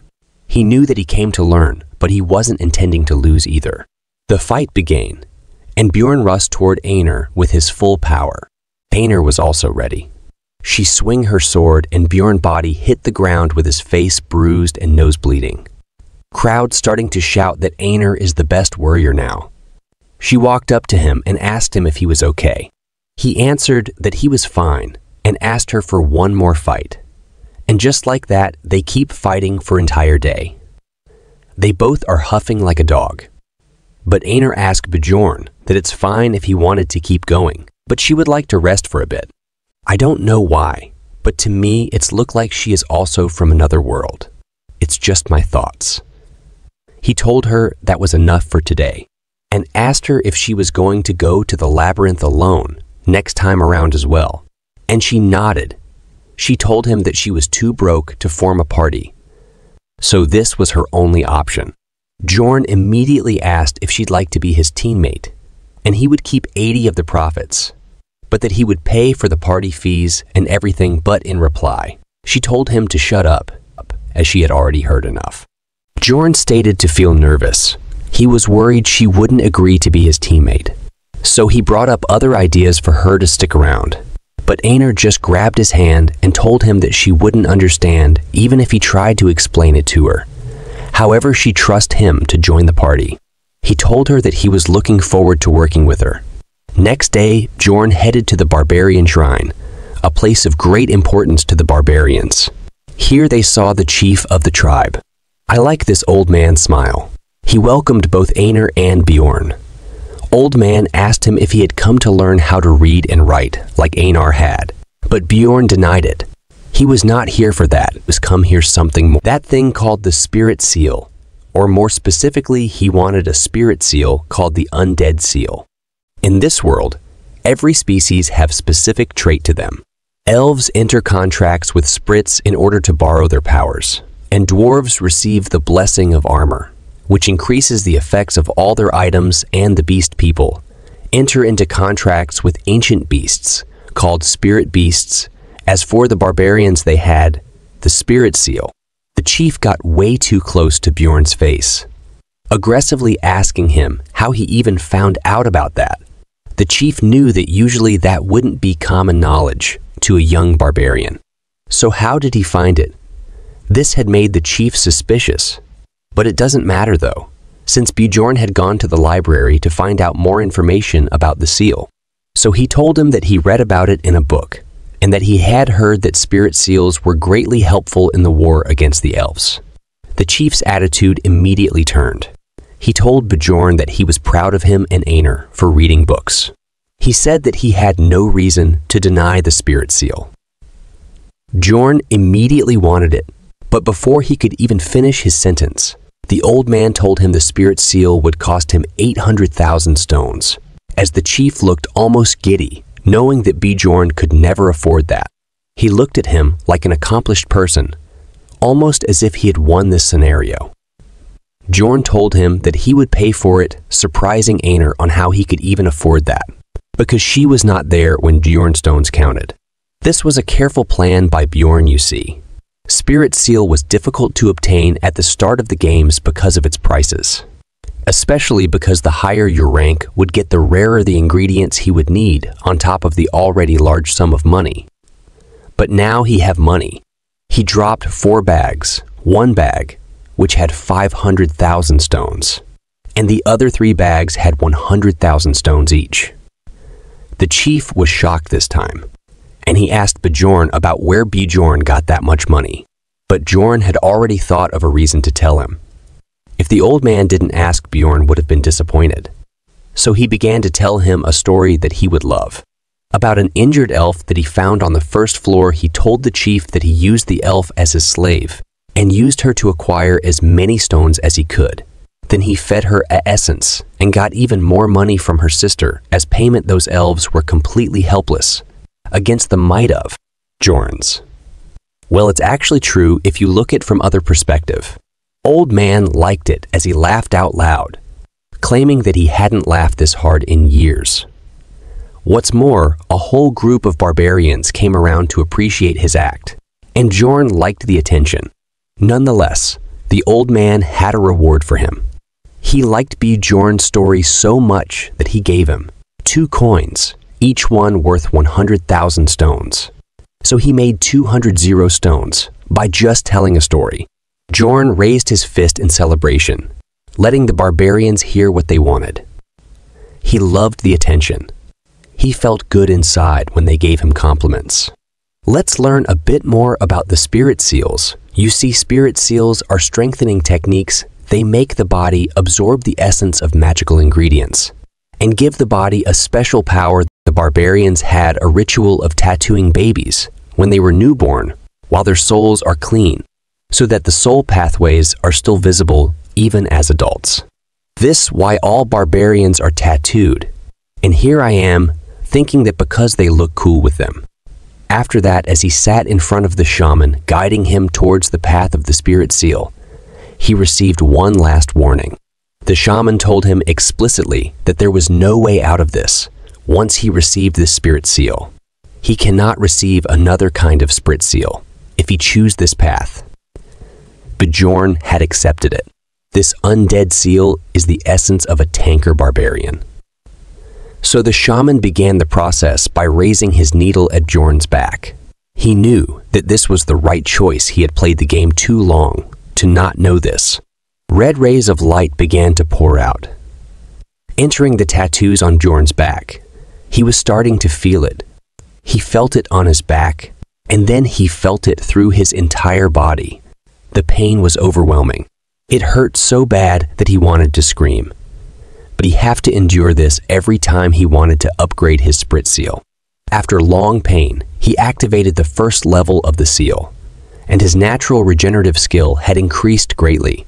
He thanked the shaman for the seal, but got shaman shocked after hearing that and start laughing because this was the first time a warrior thanked a witch doctor. Bjorn was confused about why is he laughing, or did he did something wrong? Bjorn quickly started walking out before the shaman started getting suspicious. The morning was here, and Bjorn headed out to the commercial district to buy necessary equipment. After training with Einar for quite a long time, he had learned that he definitely wasn't fit to be a swordsman. His plan was to only use shield techniques after a point. So building proficiency in swordsmanship would be pointless. This is why he was looking for a one-handed blunt weapon. The shopkeeper showed him a large collection of blunt weapons that barbarians prefer.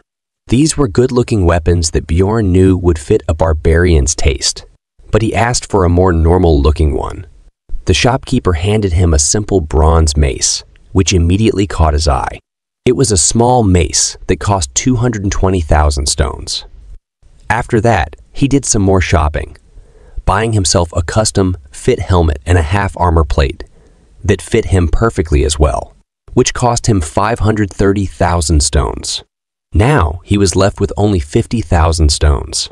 A lot of time had passed since he had left the labyrinth, and his daily routine eventually set itself. He also met Erwin every day. He would wake up at 7 in the morning and get some breakfast with Erwin. Then he headed to the library and read until afternoon.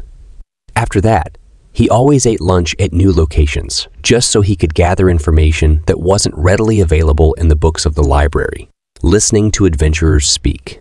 At around 5, he would make his way to the end where the barbarians were living, and he would train there. By the 7th day of training, he started to go up against different barbarians, testing out his strength against the lot. There were no techniques or systematic combat skills involved in these duels. It was just a fight with your instincts, and that was good practice for the labyrinth. After regular training, He had become strong enough that he could even win against Einar sometimes in duels.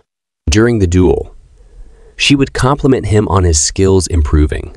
Although when he beat her, he would tell her that she had a pattern of fighting, but since it was habitual, Einar had a hard time changing her patterns. At night, he would get home and wash up, after which it was time for Erwin to come see him again. He walked out of the shower and saw her there. He asked her how she could make the 1-hour walk journey every single day, but she was usually just happy to see him and wanted to eat dinner with him. They would be together till 11 p.m., after which she bid him goodnight as it was time for her to leave. After that, she stood there for a second, looking back at him and telling him good luck for the labyrinth, because the day was almost there. They were going back in tomorrow. As he wished Erwin the same for her time in the labyrinth, Jorn realized how quickly the time had passed. There were only 24 hours left before the labyrinth gates opened. I clear it to you if you are confused. Jorn can't see these pop-up windows. The next day at 8:10, they went to the Explorer Guild to receive the Unity magic. They arrived inside the building and walked up to the counter. He asked to receive the Unity magic. The cashier lady looked at them and wanted to make sure that it was just the two of them. Bjorn acknowledged it, telling her that she was correct, and in return, she told them to place their hands on the crystal. As they put their hands on the crystal, the lady proclaimed that 2 rank 9 explorers would have to pay 15,000 stones. It was an expensive fee considering that this was just a one-time use thing. However, it was a necessary thing to get. The Unity magic had only one purpose. It existed so that you would spawn at the same spot in the labyrinth as your teammate. Bjorn asked the woman at the counter about what determined the rank of explorers. She told him that they judge it by the amount of essence in one's soul, which made Bjorn curious if the price would also increase with his rank. The lady told him that he was right and that it was only valid for 24 hours from now. Anyway, after they got their Unity magic, it was time to go and eat. Einar looked like she was in love at the look of the food, wondering what the hell this was. Well, Bjorn had ordered the most expensive meal at the tavern as a last feast before entering the labyrinth. He told her that this meal cost 800 stones, as she drooled at the sight. He told her to try it, and just as she took one bite, it was all well worth it. It was almost as if she found herself to be in heaven. It felt like a dream to her. The food was way too good. This meal had motivated her. She wanted to work harder from this moment onward so that she could earn a lot of money and get this meal every day. This makes Bjorn think about what she is eating until now. After that, at midnight, there were only 10 minutes before the labyrinth would open. The guards were stopping people from entering before it began. As Bjorn was noticing the size of the humongous portal, he heard a loud commotion in the background. It was a group of freshly turned warriors. They were cheering Parthun as a great warrior. Bjorn wondered how they even managed to find their way every time. I think there is another worlder like Bjorn every time in the new group. Again, it's just my thinking. Einar, on the other hand, got sentimental looking at them. It reminded her of the good old days, which was literally just a month ago. The announcer told everyone that they could now enter. Einar got excited and told Bjorn that they should go now, but he told her to wait. Instead, he was trying to explain how an unstable portal could help them spawn closer to the second floor's gate. But she just told him to shut up about it and tell her what to do once it's time. After all, she had blind faith, and she knew that she was too dumb to understand his explanation. There was only 1 minute remaining until the gate closed, and she got a bit nervous that they weren't going to make it in time. Bjorn noticed how much smaller it had gotten than how it initially started. It was about the same size when he first went into it. As well, he was just waiting for the guard to say that it was about to close, which would be his cue. That's when he heard the guard scream out that the gate would close soon, and Bjorn was ready. He told Einar to go, and the two began to dash towards the gate.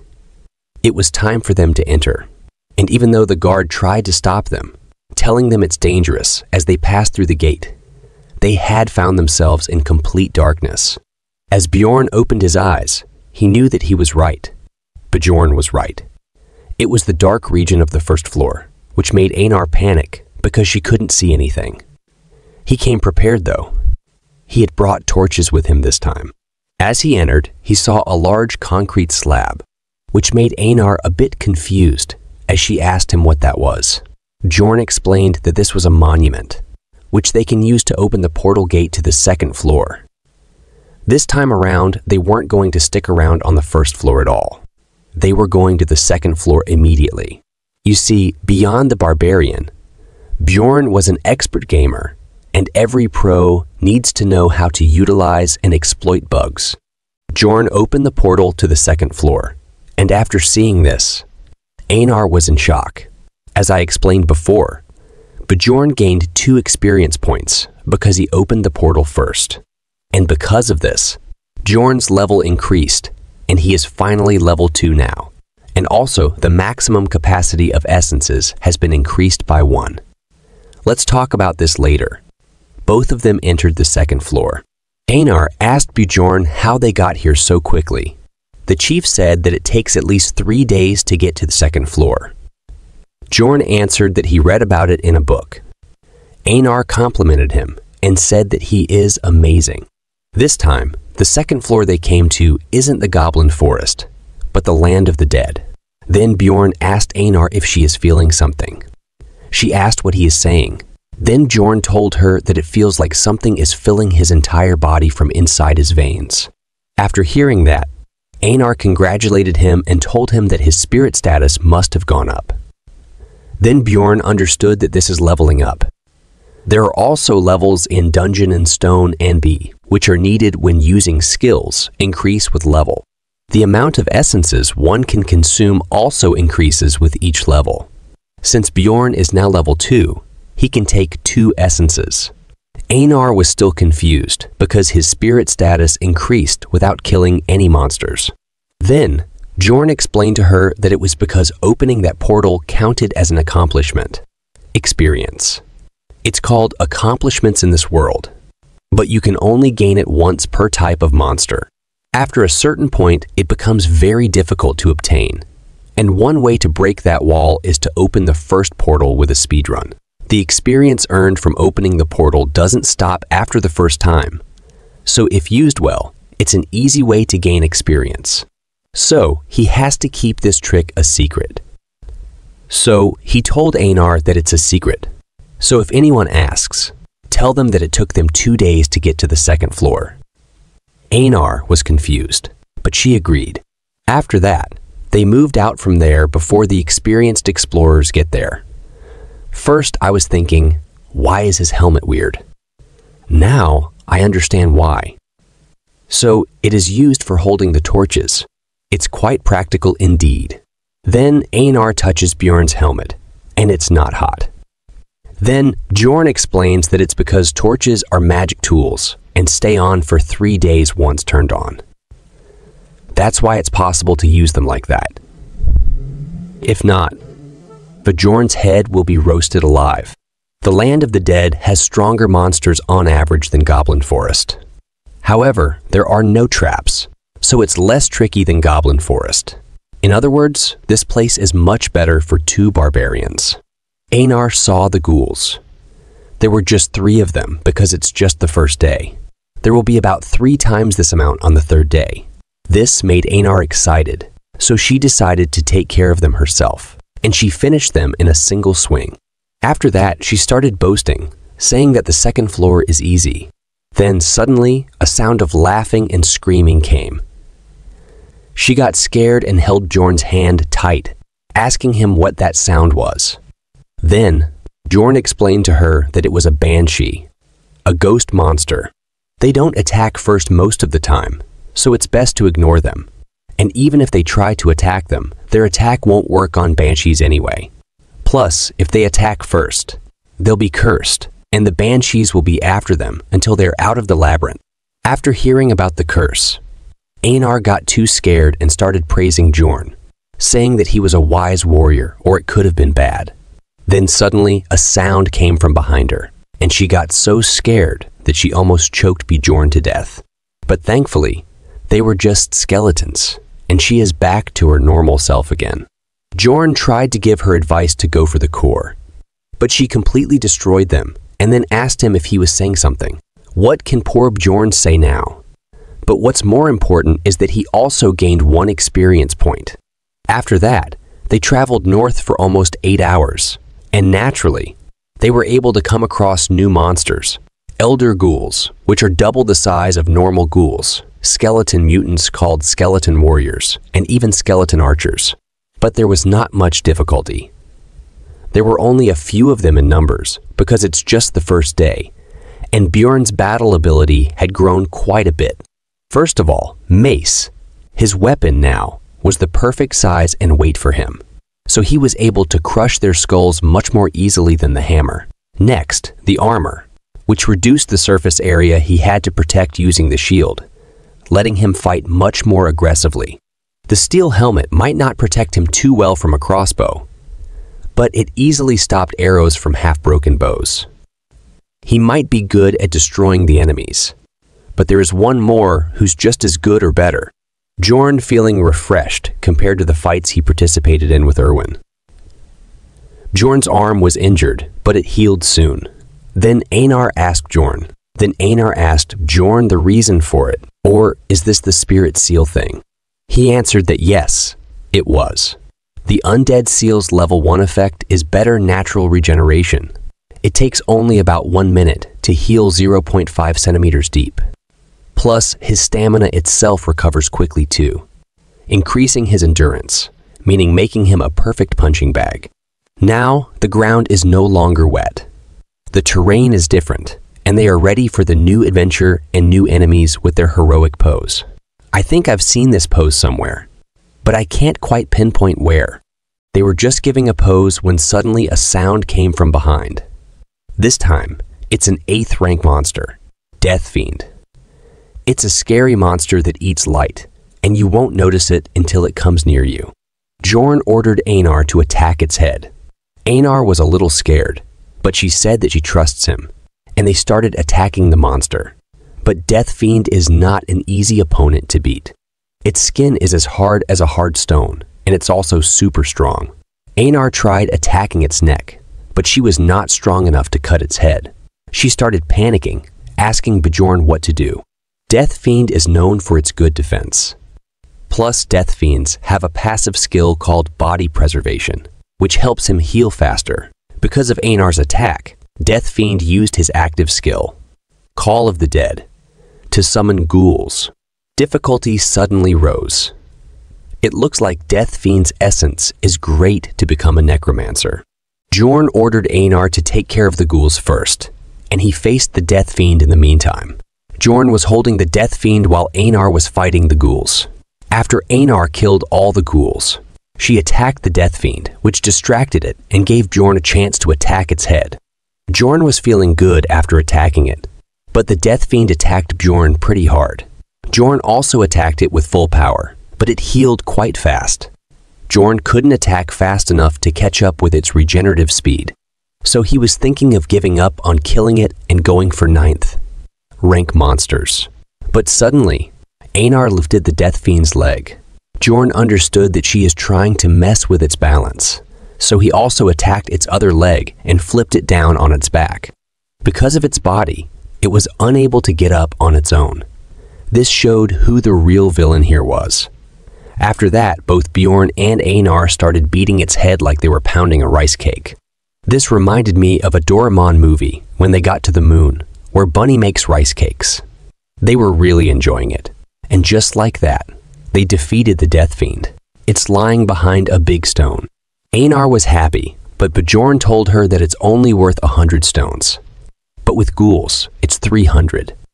She was shocked that one Death Fiend is worth only 100. Then Einar asked Bjorn how much the bread they had at the inn was.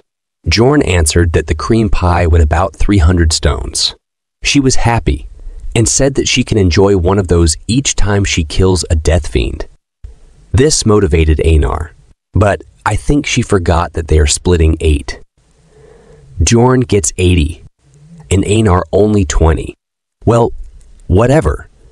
Bjorn was also happy because she was so active while Erwin was a bit passive. After that, They went around the area hunting death fiends. As soon as they came across one, they attacked its 2 legs to bring it down and started pounding its head until it died. They hunted about 70 death fiends like that all day. At the beginning of Dungeon and Stone, where the essence drop rate is very low, most people build their base on the essence they pick up.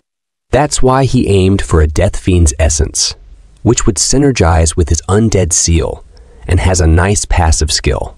But they haven't gotten any. On the second day, the death fiends now appear in pairs, but they had learned how to deal with them already, so it wasn't as difficult as he expected. They knocked one down and worked together to knock down the other one. Of course, if they can't kill the death fiends quickly, they might be surrounded by ghouls, putting them in danger. Death fiends don't chase enemies out of their territory, so they just need to run like hell. Starting in the afternoon, the death fiends started appearing in groups of 3. So when the second day was coming to an end, they stopped hunting death fiends. They decided to take rest. So they found a cozy place to rest, but another team showed up. Bjorn tried to scare them off, but before he could do anything, Einar scared them and quickly ran from there. Then she ordered Bjorn to move somewhere else because they now know their location. They needed to find a different place to camp. It looks like they don't like humans at all. Maybe something similar to what happened to Erwin happened to her in the last labyrinth exploration. They were just searching for a good place to camp when suddenly the screams of people asking for help came. They were shocked because these were not the sounds someone makes when attacked by a monster. Instead, it sounded like a person killing another. They tried to run away from there, but a voice stopped them. There are 4 fresh corpses there, and no fighting signs, and one woman standing there. This means she is a plunderer. Plunderers. They are people who professionally hunt explorers. Instead of collecting monster magic crystals, they loot explorers' equipment for profit. Of course, plundering is outlawed in Rafdonia, and its punishment is death. But just like how Bjorn wasn't investigated for killing 6 explorers, although it was in self-defense, as long as no one mentions it, there is no way for people outside the labyrinth to know. For now, they are facing a strong plunderer, and she asked them if it is their first time seeing a plunderer. Both of them are stunned. Bjorn didn't speak out loud, but he was thinking that he never seen a plunderer that looked as professional as her. She is over 170 tall and thin, with red hair that comes down to the shoulders and an injured right ear. This ear didn't look like that of a human. I think she is not human, or at least not a complete human, maybe half-elf or something else. Again, it's just my thoughts. She also have a tattoo underneath her eye. These kinds of traits make her very recognizable, but considering he never heard about her, she must be very good at her job. In other words, she leaves no witnesses. Then Einar tells Bjorn that she thinks that she is very strong. Bjorn starts analyzing her strength by seeing the corpses. There are a total of 4 corpses there. The equipment seems pretty high rank, and there's a mage too. They must be explorers active, on at least the 5th floor. 3 of them don't have any external injuries and only threw up. The 3 must have been poisoned, and the last one must have had a tolerance. Then he asks her if she was teammates with them. She says that who knows. Maybe they thought so. After that, she started looting them. She put the looted items in a pocket plane bag, which are quite expensive. This makes Bjorn sure that he can't imagine how much stronger she is than them.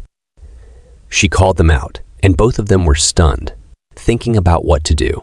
Then Einar asks Bjorn if they're going to fight, but Bjorn told her to run as fast as she can. Then both of them start running while the plunderer watches them. They run with their full power without looking back. Bjorn looked for the signs to get to the 1st floor portal. While they are running, they meet a group of 4 human explorers. Einar was angry, but they have no choice. So Bjorn tried to get help from them by telling them about the plunderer. Then their leader asked Bjorn what is the guarantee that they are not the plunderers. So Bjorn swore on his warrior honor to verify it. They agreed, but on one condition, that they take all the rewards. Then their leader called them near so they can use his gnome ability.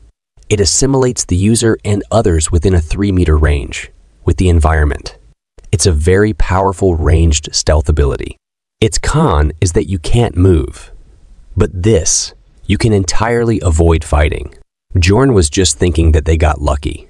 But that man started laughing, saying how lucky they are that 2 barbarians just walked into their trap on their own. That man used the stone golem's active seal suppression on them, so they can't move now. To get free from it, they need to take damage. Even just 1 point will be enough to be free from this. They started looting Bjorn and embarrassing Einar. Bjorn was angry. After looting Bjorn, they decided to finish Bjorn in a single hit, but Bjorn didn't want to die like that. So he focused all his mind, and as soon as the blade hit his neck and he took damage, he bent backward. After that, he killed that man and threw that blade towards Einar. It stabbed Einar and freed her from suppression. After that, Bjorn fell on the ground, unable to do anything, but Einar alone was enough to slice them up. She also looked very pissed to me. Their leader ran away from there. Einar wanted to chase him, but Bjorn was dying there. He was bleeding like hell. Bjorn was trying to say potion to her, but she started crying, saying that she will avenge him. But thanks to that, his mentality increased, which helped him keep his cool during the fight. After that, he drank a potion. It healed him, but it still left a scar. Thanks to his undead seal, he is alive. But Einar was congratulating him, saying that he is probably the only barbarian with a throat scar. After they got the equipment, they started chasing the guy who escaped and caught him. Einar was very angry, but Bjorn stopped and said that they need his ability to escape from that woman.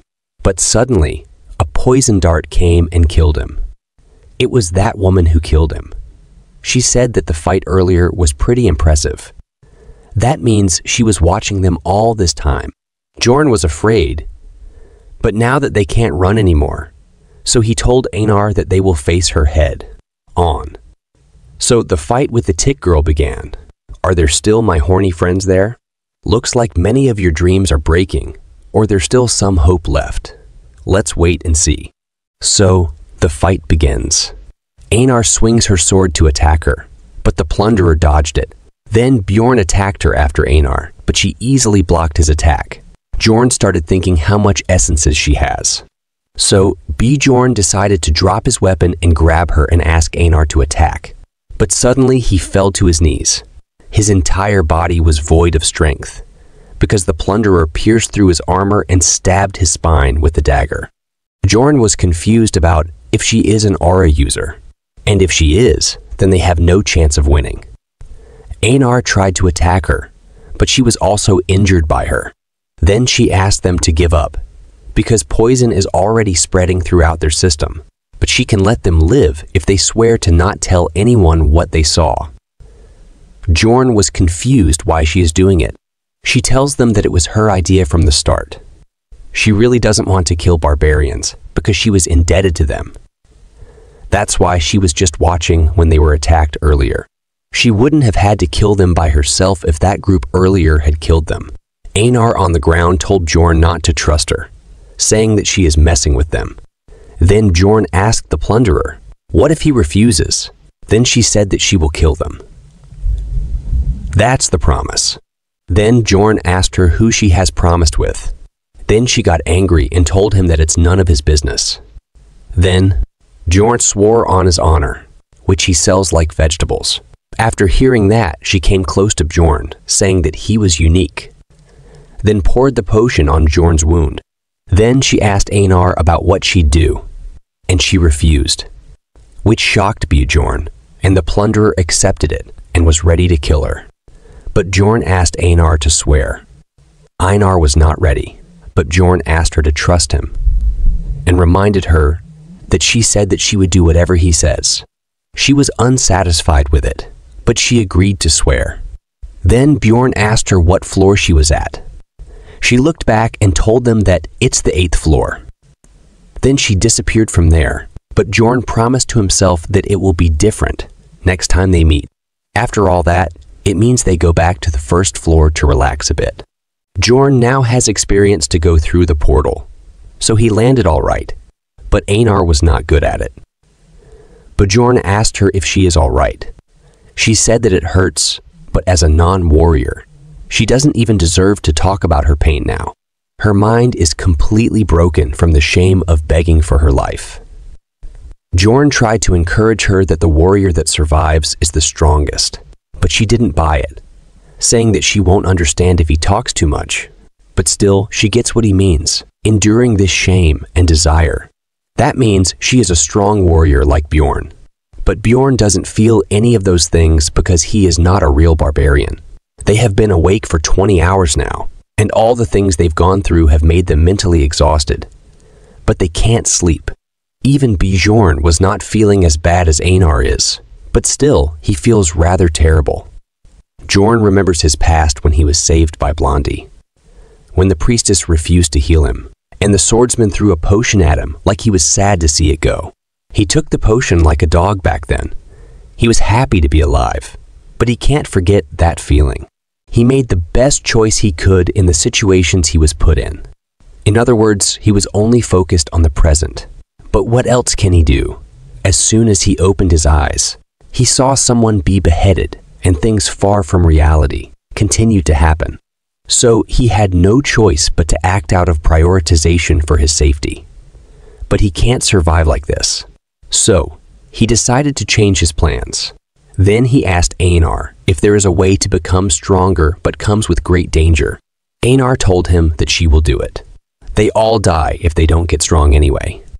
Then Bjorn told Einar that they are going to enter Rupture. Then they go to a region where all 4 types of monsters come all at once. And this place has darkness, so this place is unpopular. And there's no reason to come here unless you're cutting through to save time. But that just means it's a great place to hide things. There was a memorial to the person who first discovered this labyrinth. The last wise man, Dyfwian Grandel Gabrielius. Bjorn told Einar that he is going to open a rupture, but everything that happens from this point onwards is a secret. Then Einar swore on her honor as a warrior and asked what a rupture is. Bjorn explained that it's a labyrinth inside a labyrinth. In the game, it's called an instance dungeon. It's a dungeon cleared by chosen members. The first floor rupture requires you to place the magic crystals of 4 types of monsters on the memorial stone, and with a magic crystal from an 8th rank monster from the 2nd floor. Then the rupture will open. The Death Fiend's magic crystals open an instance dungeon that's capacity is for 5 people. The difficulty of the instance depends on the party members. Now, who else will join them?